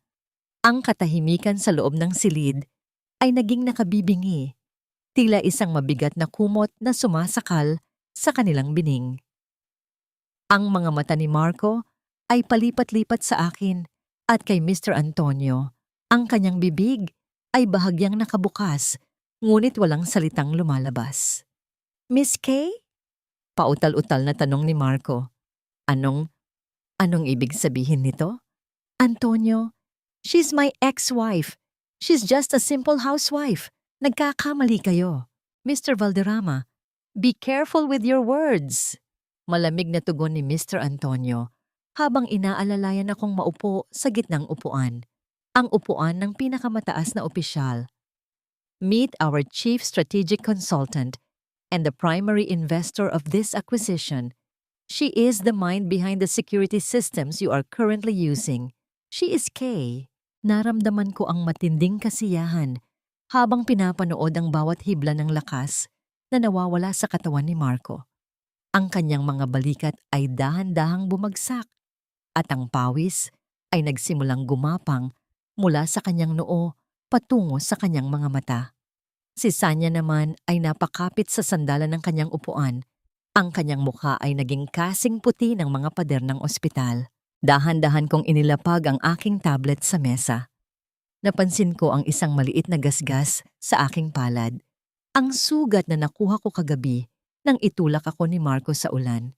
Hinaplos ko ito at sa bawat haplos, tila naririnig ko ang bawat panlalait, bawat mura at bawat halakhak nila sa aking pagdurusa. Ngunit sa halip na magalit, naramdaman ko ang isang kakatwang kalmado. Ang hustisya ay hindi kailangang maging maingay. Minsan, ang pinakamatinding tinititigan mo ay ang iyong sariling aninong unti-unti kang lalamunin. "So Marco," panimula ko habang nakatingin ng diretso sa kanyang nanginginig na mga mata. "Gusto mong ipakita ang Project Phoenix? Sige, ipakita mo sa akin kung paano mo balak palaguin ang kumpanyang ito gamit ang mga ideyang ninakaw mo mula sa aking laptop habang nagluluto ako ng hapunan nyo." I didn't steal anything," sigaw ni Marco. Ngunit ang boses niya ay wala ng kapangyarihan. "Sanya, do something. Explain to them." Ngunit si Sanya ay hindi na nakatingin kay Marco. Ang kanyang mga mata ay nakapako sa lalaking nakaupo sa kabilang dulo ng mesa. Ang lalaking kanina pa tahimik. Ito ang lalaking binanggit sa misteryosong text message. Isang matandang lalaki na may suot na salamin, na ang bawat tingin kay Sanya ay tila isang hatol ng bitay. "Sanya, o dapat ko bang sabihing Mary Ann?" Ang boses ng matandang lalaki ay malalim at puno ng kapangyarihan. 10 taon mo akong pinaghahanap sa Singapore. Ang 3 milyong dolyar na kinuha mo sa aming kumpanya bago ka tumakas. Akala mo ba ay mababaon na lang sa limot? Halos himatayin si Sanya sa narinig. Ang kanyang mga labi ay nangitim at ang kanyang buong katawan ay tila isang dahong natuyo sa gitna ng apoy. Humarap ako kay Marco na ngayon ay tila isang basang sisiw sa gitna ng kanyang sariling gulo. Marco, meet Mr. Tan.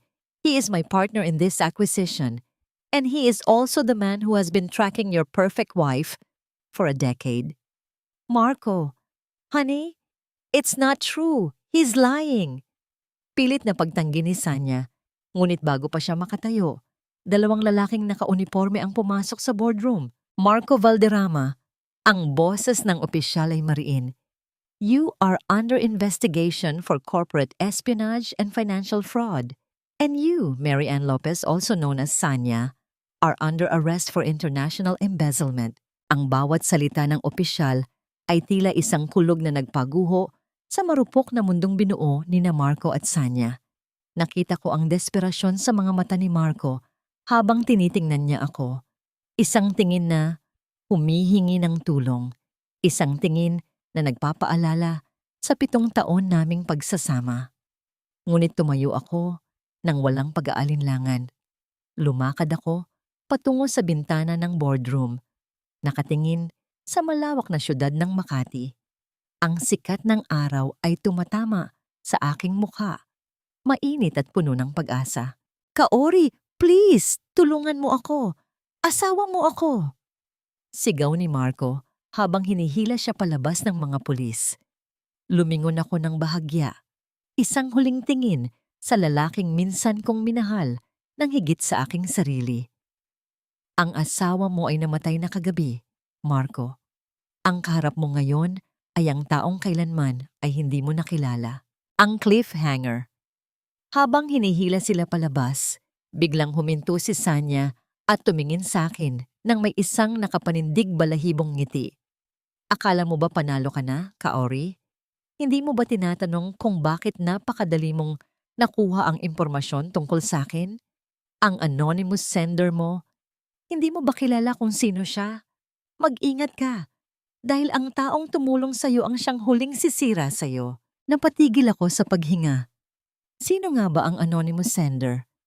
At anong motibo niya sa pagtulong sa akin? Ang bawat imperyong itinayo sa ibabaw ng kasinungalingan ay nakatadhana ring gumuho at ang bawat piraso ng guho nito ay magsisilbing bigat na lulunod sa mga taong naghangad ng hindi sa kanila. Habang umaalis ang mga sasakyan ng pulis mula sa gusali, naiwan akong nakatayo sa lobby, pinagmamasdan ng kawalan.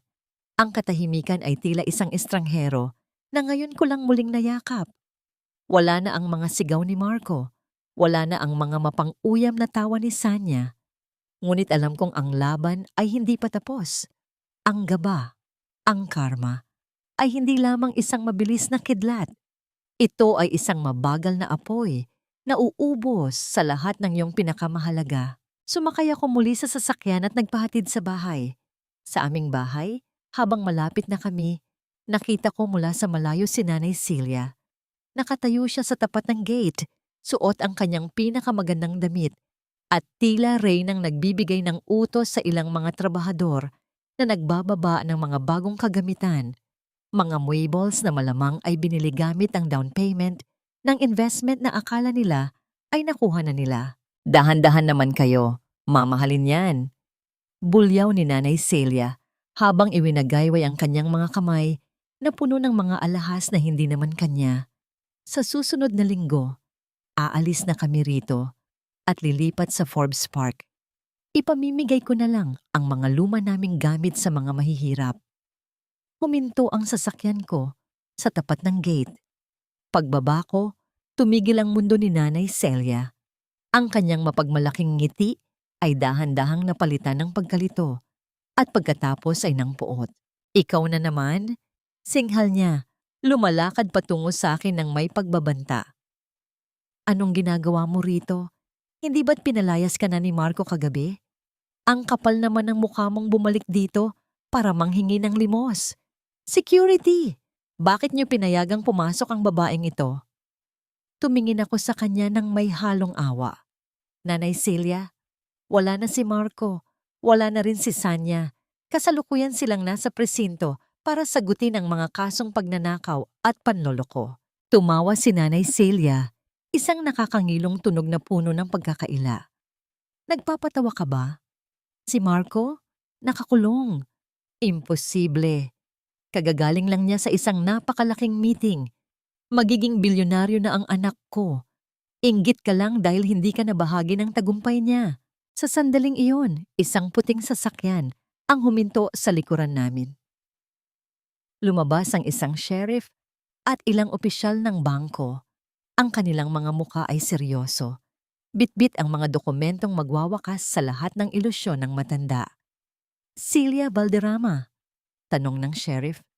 Kami ay narito upang isilbi ang Notice of Eviction at Foreclosure.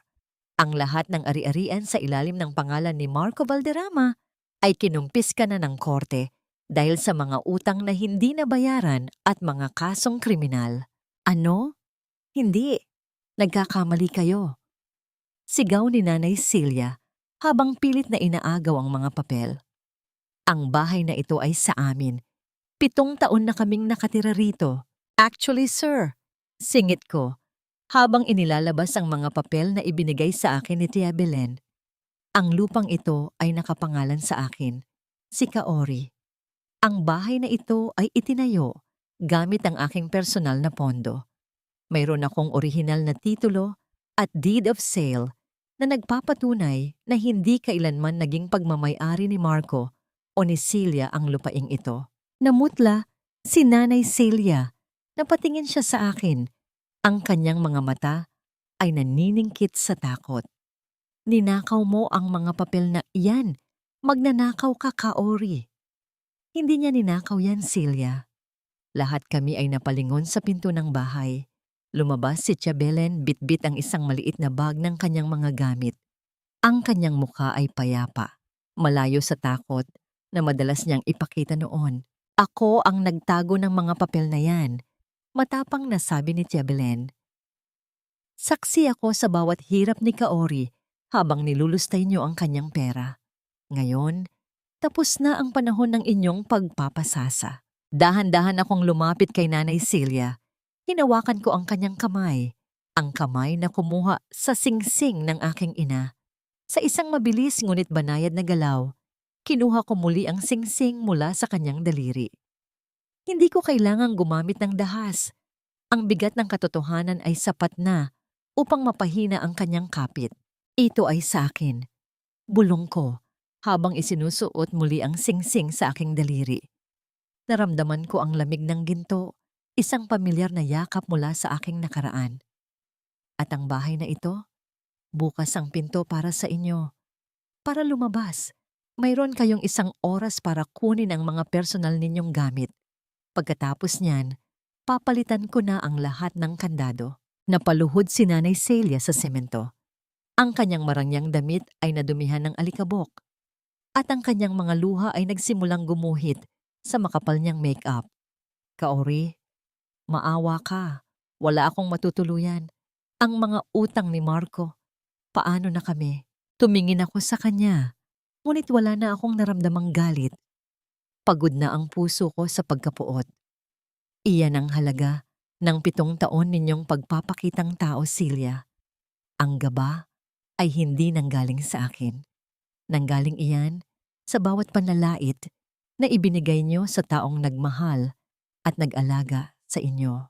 Habang inilalabas ng mga trabahador ang mga bagong muebles na hindi na kailanman mababayaran, pumasok ako sa loob ng bahay kasama si Tia Belen. Ang bawat sulok ng bahay ay tila humihinga ng maluwag.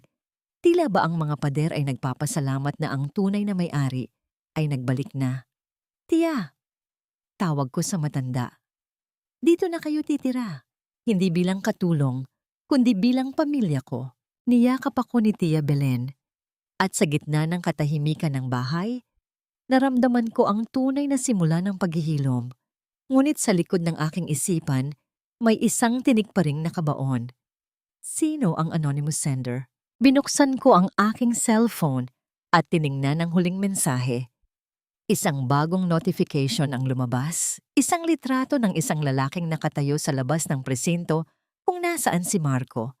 Ang lalaki ay nakatalikod, ngunit may suot siyang isang pamilyar na relos. Ang relos na ibinigay ko kay Marco, na akala ko ay kinuha ng mga pulis. Isang maikling mensahe ang nakasulat. The debt is paid, Kaori, but the game is just beginning. Meet me at the park where you first met Marco 8 p.m. Naramdaman ko ang pagtayo ng aking mga balahibo. Ang taong ito ay kilala ang aking nakaraan nang higit pa sa inaasahan ko. At ang relos na yon, paano napunta sa kanya ang isang bagay na dapat ay nasa ebidensya? Ang cliffhanger. Habang naglalakad ako patungo sa parke ng gabing iyon, isang itim na anino ang lumitaw mula sa likod ng malalaking puno. Sa ilalim ng liwanag ng buwan, unti-unting nakilala ang kanyang muka. Isang taong hindi ko inaasahang makikita muli pagkatapos ng maraming taon. Isang taong akala ko ay matagal nang wala sa mundong ito. Sa ilalim ng malamig na liwanag ng buwan, ang bawat anino sa parkeng ito ay tila mga kaluluwang pabalik-balik sa aking alaala. Dito, sa bench na ito 10 taon na ang nakalilipas, ipinangako ni Marco na hinding-hindi niya hahayaang malaglag ang kahit isang butil ng luha mula sa aking mga mata. Ngayon, ang bawat patak ng ulan na nananatili sa mga dahon ay tila mga luhang iniwan ng babaeng naniwala sa mga kasinungalingang yon. Isang figura ang dahan-dahang lumabas mula sa dilim. Ang bawat hakbang niya sa tuyong damo ay lumilikha ng marahang kaluskos, sapat na upang magpabilis ng aking hininga. Nang tumama ang liwanag ng poste sa kanyang mukha, naramdaman ko ang paghinto ng pintig ng aking puso. Leo? Ang pangalan niya ay lumabas sa aking mga labi bilang isang mahinang bulong. Buhay ka? Pero ang aksidente sa Singapore, 5 taon na ang nakalilipas. Si Leo, ang dati naming matalik na kaibigan ni Marco, ang lalaking pinagbintangan ni Marco na nagnakaw ng pondo sa aming unang startup. Ang dahilan kung bakit ito bumagsak at kung bakit napilitan akong magtago sa anino ng pagiging isang housewife upang protektahan ang aming natitirang ari-arian. Hindi ako namatay, Kaori, pero pinatay ako ng galit at ng katotohanang ang taong itinuring nating kapatid ay siyang naghukay ng ating libingan. Ang boses ni Leo ay malalim, punong-puno ng pait na tila inipon sa loob ng maraming taon. Itinaas niya ang kanyang kamay at doon ko nakita ang relos ni Marco. Ito? Kinuha ko ito sa kanya bago pa siya maisakay sa mobile ng pulis, isang maliit na kabayaran para sa lahat ng kinuha niya sa atin. Lumapit siya sa akin at iniabot ang isang kulay kahel na folder. Hindi lang si Marco ang kalaban mo, Kaori. Si Sanya o Mary Ann. Hindi siya nagkataon lang na pumasok sa buhay niyo. Pinili siya.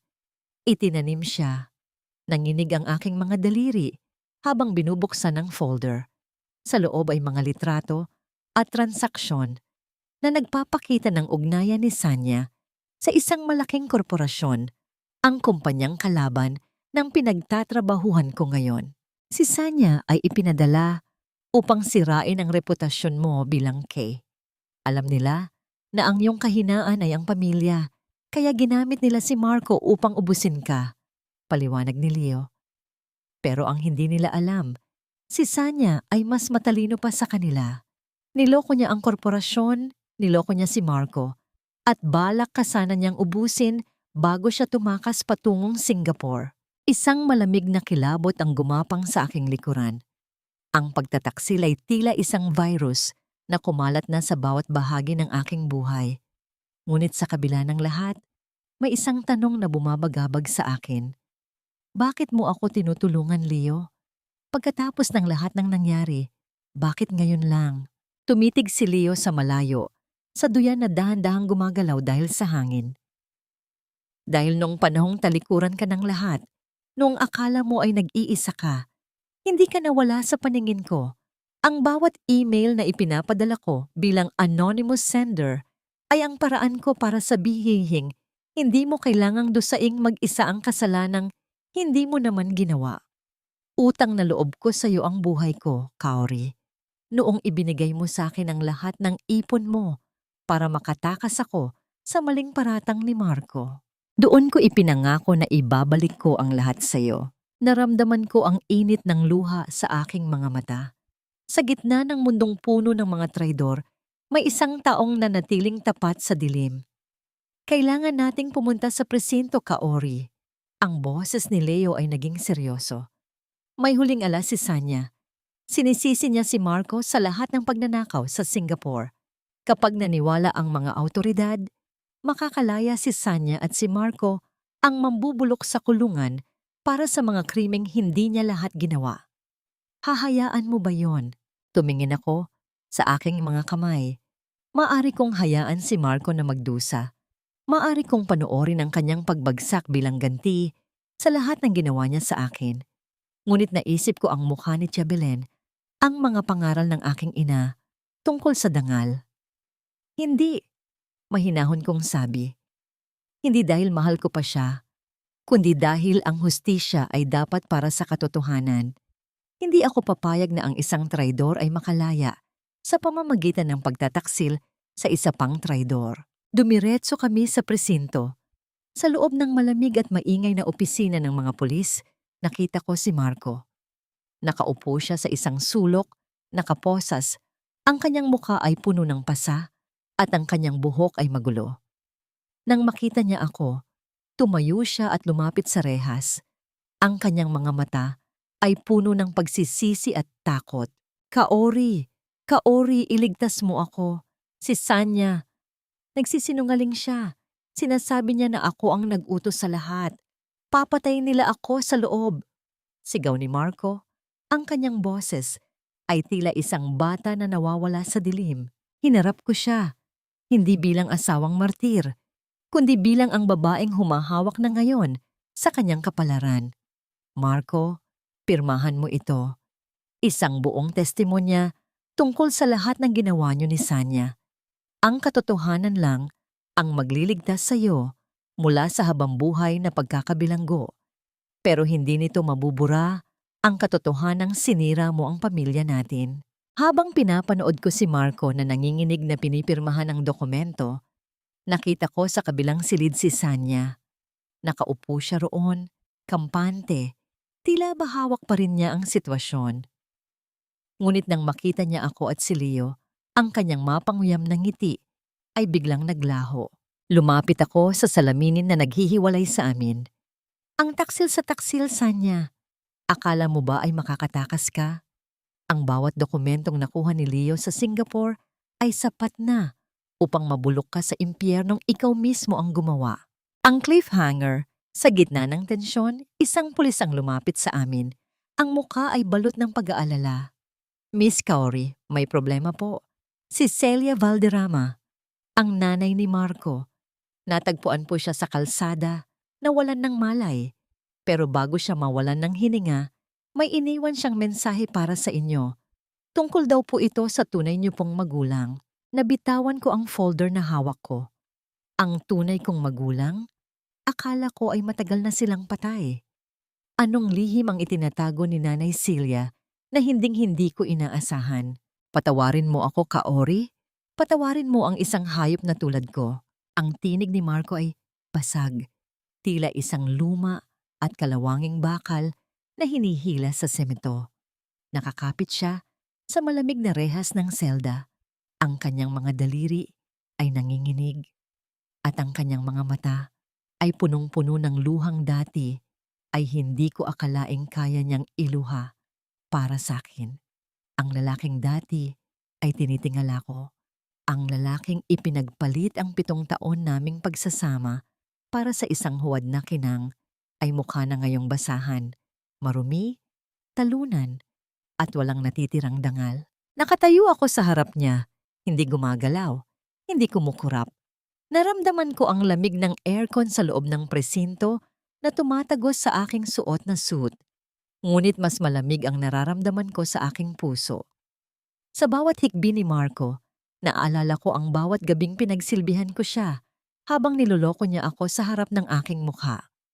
Naalala ko ang bawat sampal ng kanyang salita noong ako ay nasa kama ng ospital. Ang pagsisisi, Marco, ay para sa mga taong nagkamali nang hindi sinasadya. Mahinahon kong sabi, ang aking tinig ay matatag gaya ng pader na naghihiwalay sa amin. Pero ang ginawa niyo ni Sanya ay hindi pagkakamali. Iyon ay isang plano, isang desisyon. Pinili mong saktan ako dahil akala mo ay wala akong kakayahang lumaban. Nabulag ako, Kaori. Nabulag ako ni Sanya. Sabi niya ay mahal niya ako. Sabi niya ay magiging bilyonaryo tayo. Pagsusumamo ni Marco habang dahan-dahang lumuluhod sa semento ng selda. Pero ngayong wala na akong pera, tinalikuran niya ako. Ikaw lang ang tunay na nagmahal sa akin. Kaori, please, iurong mo ang kaso para sa pamilya natin. Para sa 7 taon. Nanikip ang aking dibdib sa salitang pamilya. Ang salitang iyon ay tila isang sumpa na lumabas sa kanyang bibig. Wala na tayong pamilya, Marco. Pinatay mo yon nung araw na ipinadala mo ang mga gamit ko sa kalsada habang bumubuhos ang ulan. Sagot ko. Tumalikod ako upang umalis, ngunit ang aking mga hakbang ay naputol nang makita ko si Leo na mabilis na lumalapit. Ang mukha ay balot ng pag-aalala. Kaori, kailangan nating magmadali. Si Nanay Celia, nasa critical na kondisyon siya sa emergency room. Sinasabi ng mga doktor na baka hindi na siya umabot sa umaga. Bulong ni Leo. Hindi ko alam kung anong emosyon ang dapat kong maramdaman. Galit? Awa? O katuwaan? Ngunit nanaig ang isang kakaibang bigat sa aking sistema. Sumakay kami sa sasakyan at mabilis na nagtungo sa ospital. Sa loob ng puting silid na amoy disinfectant at kamatayan, nakita ko si Nanay Celia. Ang babaeng dati ay parang reyna. Kung mag-utos ay nakahiga ngayon. Puno ng mga tubo sa katawan. At ang balat ay kasing puti ng mga kumot. Nang maramdaman niya ang aking presensya, dahan-dahan niyang iminulat ang kanyang mga mata. Ang kanyang mga labi ay nanginig. Tila may gustong sabihin ngunit walang sapat na lakas. Lumapit ako sa kanya. Kumuha ako ng isang basang bulak at dahan-dahang idinampi sa kanyang tuyong mga labi. Sa kabila ng lahat ng sakit na ibinigay niya sa akin, sa kabila ng pagnanakaw niya sa kwintas ng aking ina, hindi ko magawang maging kasing sama niya. Ang pagpapatawad ay hindi para sa kanya, kundi para sa kalinisan ng aking sariling kaluluwa. Kaori, ang boses ni Nanay Celia ay parang isang mahinang hininga. Patawad. Ang iyong mga magulang, hindi sila namatay sa aksidente. Nanigas ang aking buong katawan. Anong ibig mong sabihin, Nanay Celia? Ang tatay ni Marco. At ako, ninakaw namin ang lahat sa iyo. Pagpapatuloy ng matanda, habang ang bawat salita ay tila isang mabigat na sakripisyo. Ang iyong mga tunay na magulang ay nag-iwan ng isang malaking tiwala para sa iyo. Kami ang tagapamahala. Pero pinalabas naming ulila ka at walang pera upang mapilitan kang manatili sa amin. Marco, alam niya ang lahat. Pinakasalan ka niya dahil alam niyang sa oras na mag-32 ka, mapupunta sa iyo ang bilyong halaga ng ari-arian na itinago namin. Ang bawat salita ay tila isang bomba na sumasabog sa loob ng aking isipan. Ang 7 taon kong pag-aasawa ay hindi lamang isang pagkakamali, kundi isang sistematikong pagnanakaw sa aking buhay. Pinakasalan ako ni Marco, hindi dahil sa pag-ibig, kundi dahil isa akong kayamanan na hindi ko alam na mayroon ako. Nasaan sila? Sigaw ko, habang hinahawakan ng mga kamay ng matanda. Nasaan ang mga magulang ko? Ngunit bago pa makasagot si Nanay Celia, ang tunog ng makinang nagbabantay sa kanyang puso ay naging isang mahaba at tuwid na tunog. Isang tunog na nagpapahiwatig ng katapusan. Ang katahimikan sa silid ay naging nakabibingi. Patay na si Nanay Celia. Dala ang kalahati ng katotohanan sa kanyang hukay. Napaupo ako sa sahig. Ang aking mga kamay ay nakatakip sa aking mukha. Ang lahat ng aking pinaniwalaan ay gumuho. Ang aking buhay ay isang malaking kasinungalingan na binuo ng mga taong itinuring kong pamilya. Kaori! Lumapit si Leo. at inalalayan ako. May nahanap ang mga tauhan ko sa lumang baul ni Celia, isang address sa Singapore at isang pangalan na hindi natin inaasahan. Tiningnan ko ang papel na iniabot ni Leo. Ang pangalang nakasulat doon ay ang pangalan ng CEO ng kumpanyang kinalaban ko, ang kumpanyang pag-aari ni Mr. Tan, ang Cliffhanger. Sa gitna ng aking pagkalito, tumunog ang aking cellphone. Isang video call mula sa isang hindi kilalang numero. Pagkasagot ko, bumungad ang mukha ni Sanya mula sa loob ng kulungan, ngunit hindi siya umiiyak. Tumatawa siya. Akala mo ba ay tapos na ang lahat dahil patay na ang biyenan mo? Tanong ni Sanya. Ang kanyang mga mata ay naniningkit sa galit. Tingnan mo ang likod ng litratong ibinigay sa iyo ni Leo, Kaori. Ang tatay mo, hindi siya nawawala. At hindi siya ang taong inaakala mong bayani. May dahilan kung bakit ka namin itinago. At kapag nalaman mo ang totoo, mas pipiliin mo pang nabulok ka na lang sa kalsada. Nanginig ang aking mga kamay habang dahan-dahang ibinabaligtad ang litrato.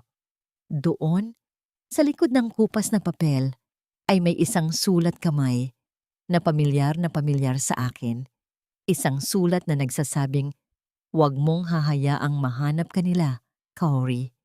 Ang iyong dugo ay isang sumpa. Ang katahimikan ay hindi palaging nangangahulugan ng kapayapaan. Minsan, ito ay ang tunog ng pagguho ng bawat pader na iyong itinayo sa loob ng maraming taon." Nakatayo ako sa gitna ng sala ng bahay na ito. Ang bahay na dati ay tila isang bilangguan, ngunit ngayon ay pag-aari ko na sa ilalim ng batas. Ang mga muebles na pinili ni Nanay Celia at Sanya ay wala na. Ang bawat sulok ay malinis, amoy sariwang pintura at sampagwita. Ngunit ang mga bakas ng sakit ay tila nananatiling nakabaon sa ilalim ng mga bagong tiles. Hinaplos ko ang sandalan ng silya kung saan madalas akong murahin ni Marco.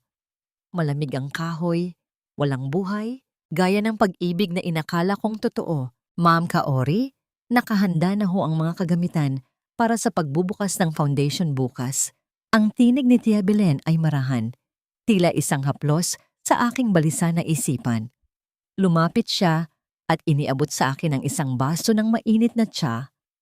Huwag na ninyong isipin ang mga sinabi ng babaeng iyon sa presinto. Ang tanging sumpa na mayroon kayo ay ang labis na kabutihan ninyo. Ngumiti ako ng tipid, ngunit ang aking mga mata ay nanatiling nakapako sa itim na envelope na nasa ibabaw ng mesa. Sa loob nito ay ang katotohanang mas masakit pa sa pagtataksil ni Marco. Ang aking ama, ang lalaking akala ko ay biktima rin, ay ang siyang nagtatag ng kumpanyang kinalaban ko. At ang sumpa na sinasabi ni Sanya, ito ang katotohanang ang yaman ng aking pamilya ay itinayo sa pagbagsak ng libu-libong maliliit na negosyo. Isang imperyo ng kasakiman na ayaw na sanang ipamana sa akin ng aking ina. Kailangan ko itong tapusin, Tia. Bulong ko. Hindi ako pwedeng mabuhay sa anino ng nakaraan. Kung ang dugo ko man ay may bahid ng kasalanan ni Akane, masnan ng aking ama, sisiguraduhin kong ang bawat patak nito ay gagamitin ko para sa kabutihan. Noong gabing iyon, hindi ako natulog. Gamit ang aking laptop, dahan-dahan kong binura ang bawat bakas ng Project Phoenix. Winakasan ko ang lahat ng ugnayan sa korporasyon ng aking ama. Ibinigay ko ang lahat ng aking shares at nakuha kong yaman upang itayo ang Kaori's Haven, isang kanlungan para sa mga kababaihang inabuso, minaliit at itinapon gaya ko. Dinala ko ang lahat ng natitirang gamit ni Marco, ang kanyang mga mamahaling sapatos, ang mga barong na ako ang nag-asikaso, at ang huling litrato naming dalawa sa gitna ng hardin. Hindi ko sila sinunog ng may galit. Sa halip, dahan-dahan ko silang inilagay sa mga kahon upang ipamigay sa mga nangangailangan. Kinuha ko ang aking wedding ring, ang gintong bilog na minsan ay sumimbolo sa aking pagkamartir. Tiningnan ko ito sa ilalim ng liwanag ng buwan bago ko ito dahan-dahang inilubog sa isang basong tubig na may asin. Isang ritual ng paglilinis. Sa sandaling iyon, naramdaman ko ang pagluwag ng aking dibdib. Ang pagpapatawad ay hindi para kay Marco, kundi para sa sarili kong kaluluwa na matagal kong kinalimutan. Kinabukasan, sa harap ng maraming tao at media, pinuksan ko ang pinto ng Kaori's Haven. Nakatayo ako sa tabi ni Tia Belen at Leo, ang 2 taong naging anino ko sa dilim. Wala na ang Miss Kay na nagtatago sa likod ng computer. Narito na ang tunay na Kaori, isang babaeng may pilat, ngunit buo ang pagkatao. Sa gitna ng seremonya, isang pamilyar na sasakyan ang huminto sa malayo. Lumabas si Mr. Tan, ang CEO, mula sa Singapore. Lumakad siya patungo sa akin nang may paggalang at iniabot ang isang luma at kupas na journal. Ito ay mula sa iyong ina, Kaori. Sabi ni Mr. Tan, ang kanyang boses ay puno ng pagsisisi. Hindi ka isinumpa ng iyong ama. Itinago ka namin dahil ikaw ang tanging pag-asa upang maituwid ang lahat ng pagkakamali ng pamilya Tan. Ikaw ang kanyang liyab sa gitna ng kadiliman. Binuksan ko ang journal at doon ko nakita ang sulat ng aking ina. Kaori, ang iyong pangalan ay nangangahulugang bango. Hayaan mong ang bango ng iyong kabutihan ang dumaig sa lansa ng kasakiman sa paligid mo. Ang bawat salita ay tila isang gamot na naghilom sa lahat ng aking sugat. Sa wakas, nahanap ko na ang aking tunay na pagkakakilanlan. Hindi ako asawa ng isang traidor. Hindi ako anak ng isang kriminal. Ako ay si Kaori, ang tagapagdala ng liwanag. Hinarap ko ang bukas ng may ngiti. Alam kong may mga hamon pa, alam kong may mga lihim pa, ngunit hindi na ako natatakot. Dahil sa dulo ng bawat sakit, may naghihintay na muling pagsilang. Ang cliffhanger. Habang nagliligpit kami pagkatapos ng event, isang delivery rider ang lumapit sa akin. Para kay Miss Kaori po. Isang maliit na kahon ang iniabot niya. Pagbukas ko, tumambad ang isang pamilyar na susi. Ang susi ng isang secret safety deposit box sa Singapore. Sa ilalim nito ay may isang note na nakasulat sa dugo, hindi sa tinta. Nakalaya na ako, Kaori, at bago ako mawala, kukunin ko ang lahat ng inagaw mo sa akin. Magkita tayo sa huling hantungan. Si Sanya. Nakatakas siya. At ang laro ay naging mas madugo kaysa sa inaasahan ko. Ang huling kabanata ng isang kwento ay hindi laging pagtatapos, kundi isang pintuan patungo sa isang mundong wala ng aninom ng kahapon.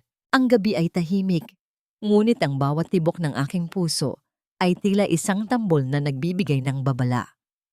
Hawak ko ang susi na ipinadala ni Sanya, isang pirasong bakal na tila may dalang sumpa. Alam kong ang huling hantungan na tinutukoy niya ay hindi ang sementeryo, kundi ang lugar kung saan nagsimula ang lahat. Ang abandonadong warehouse ng dati naming startup ni Marco. Ang lugar kung saan unang nabaon ang dangal ni Leo at ang katapatan ni Marco. Huwag kang pumunta ng mag-isa, Kaori, pakiusap ni Leo habang inihahanda ang kanyang sasakyan.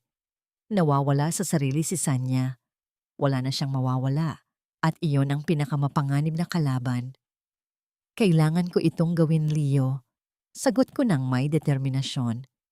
Hanggat hindi ko siya nahaharap, laging may aninong susunod sa bawat hakbang ko.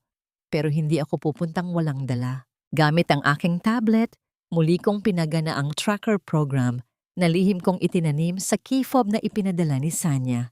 Alam ko ang bawat galaw niya. Alam ko kung nasaan siya bago pa man niya maisip na lumingon. Pagdating ko sa warehouse, ang amoy ng kalawang at alikabok ay sumalubong sa akin. Sa gitna ng madilim na silid, nakita ko si Sanya. Wala na ang kumikinang niyang mga hiyas at mamahaling damit.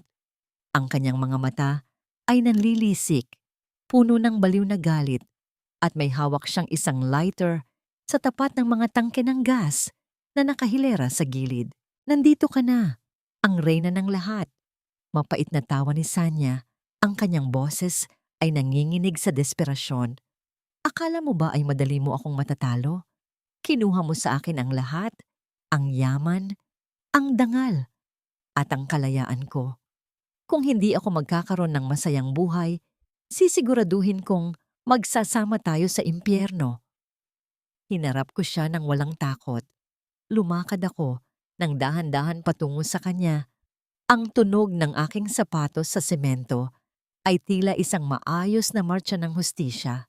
Sanya, hindi ako ang kumuha ng lahat sa'yo. Ang sarili mong kasakiman ang gumawa niyan, mahinahon kong sabi. Ang suking ibinigay mo? Binuksan ko na ang deposit box sa Singapore, sa tulong ni Mr. Tan. Ang lahat ng ebidensya ng pagpatay mo sa dati mong asawa para makuha ang insurance nasa kamay na ng mga awtoridad. Nabitawan ni Sanya ang lighter. Ngunit bago pa ito tumama sa sahig, mabilis na kumilos si Leo mula sa dilim at sinipa ito palayo. Ang mga pulis ay biglang lumitaw mula sa bawat sulok, pinalilibutan ng babaeng akala ay siya ang may hawak ng huling alas. Tapos na ang laro, Sanya. Bulong ko habang pinapanood siyang piringan at dalhin palayo. Sa huling sandali, nagtama ang aming mga mata. Wala na akong nakitang reyna, kundi isang babaeng nilamon ng sarili niyang kadiliman. Pagkatapos ng kaguluhan, tumayo ako sa labas ng warehouse. Ang madaling araw ay nagsisimula nang magbigay ng kulay sa langit, mula sa madilim na asul patungo sa malambot na kulay rosas at kahel. Nilapitan ako ni Leo at iniabot ang relos ni Marco na kinuha niya noon. Ano nang gagawin mo rito? Tanong ni Leo. Tiningnan ko ang relos. Pagkatapos ay tumingin ako sa malayo. Ibigay mo yan sa charity o itapon mo sa dagat. Hindi ko na kailangan ng kahit anong bagay na magpapaalala sa akin ng oras na sinayang ko sa isang maling tao. Naglakad kami palayo. Iniwan ang lahat ng pait ng nakaraan sa loob ng gumuhong warehouse na yon. Makalipas ang ilang buwan, ang Kaoris Haven ay naging isa sa pinakamatagumpay na pundasyon sa bansa.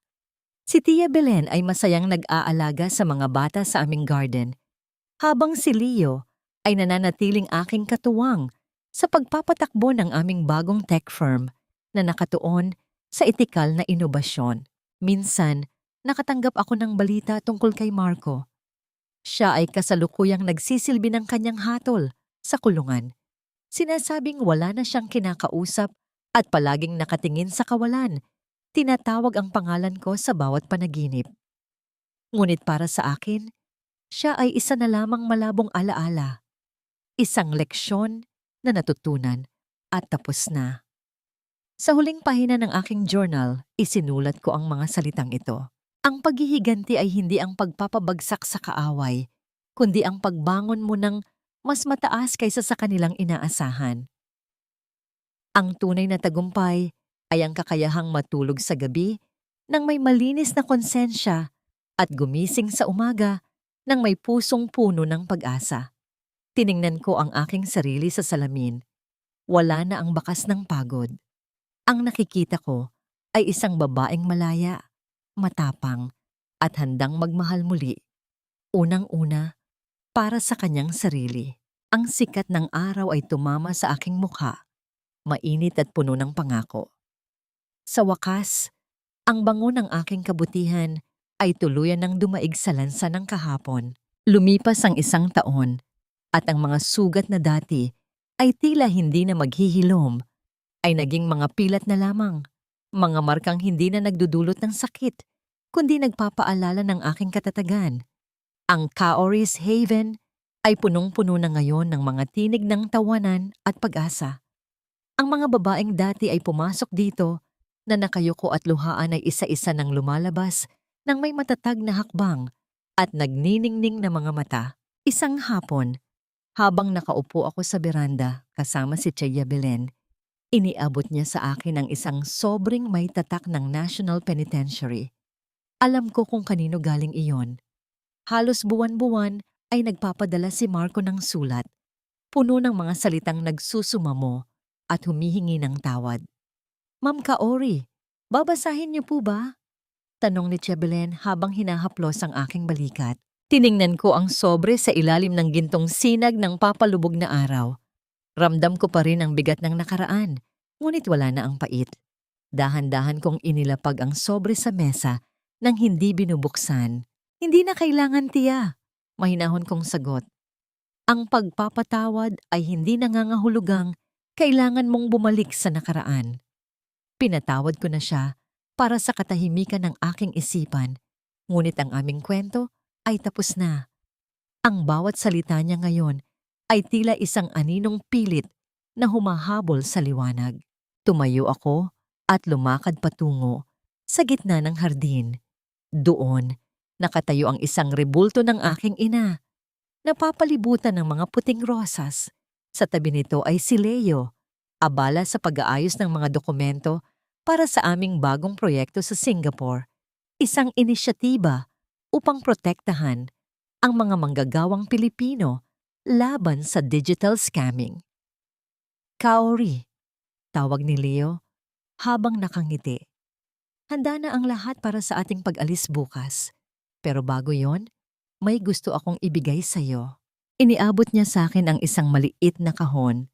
Pagbukas ko, tumambad ang isang kwintas, isang bagong disenyo, ngunit may nakakabit na maliit na pendant na hugis susi. Susi para sa iyong bagong buhay, bulong ni Leo.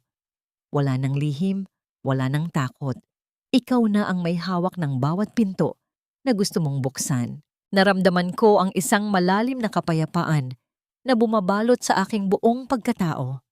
Sa loob ng 7 taon, akala ko ang halaga ko ay nakadepende sa pagiging asawa, sa pagiging martir, at sa pagtatago ng aking talino.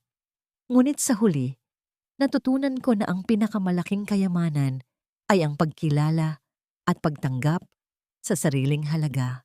Ang mga tanong na dati ay bumabagabag sa akin ay mayroon na ngayong kasagutan. Isa, napatawad na ba ang mga nagkasala?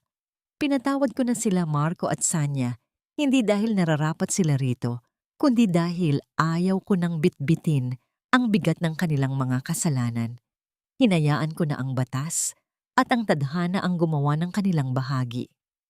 2, mayroon na bang kapayapaan? Oo, ang kapayapaan ay hindi ang pagkawala ng gulo, kundi ang pagkakaroon ng matatag na loob sa gitna ng anumang unos. 3, ano ang aral na iniwan para sa lahat? Huwag mong hahayaang ubusin ka ng ibang tao sa ilalim ng pagkukunwari ng pag-ibig. Ang tunay na pag-ibig ay hindi ka gagawing anino, kundi gagawin kang liwanag. Tumingin ako sa langit, kung saan ang unang bituin ay nagsisimula ng kuminang. Hindi na ako ang Kaori na basang-basa sa ulan, hindi na ako ang Miss Kay na nagtatago sa dilim. Ako si Kaori, isang babaeng marunong lumaban, marunong magmahal, at higit sa lahat, marunong magsimulang muli. Habang hinihipan ng hangin ang aking buhok, isang mapayapang nangiti ang sumilay sa aking mga labi. Ang bango ng sampagita sa paligid ay tila isang bulong ng pagsang-ayon mula sa kalangitan. Ang laro ay tapos na, at sa wakas, ako ang tunay na nanalo sa laban ng buhay.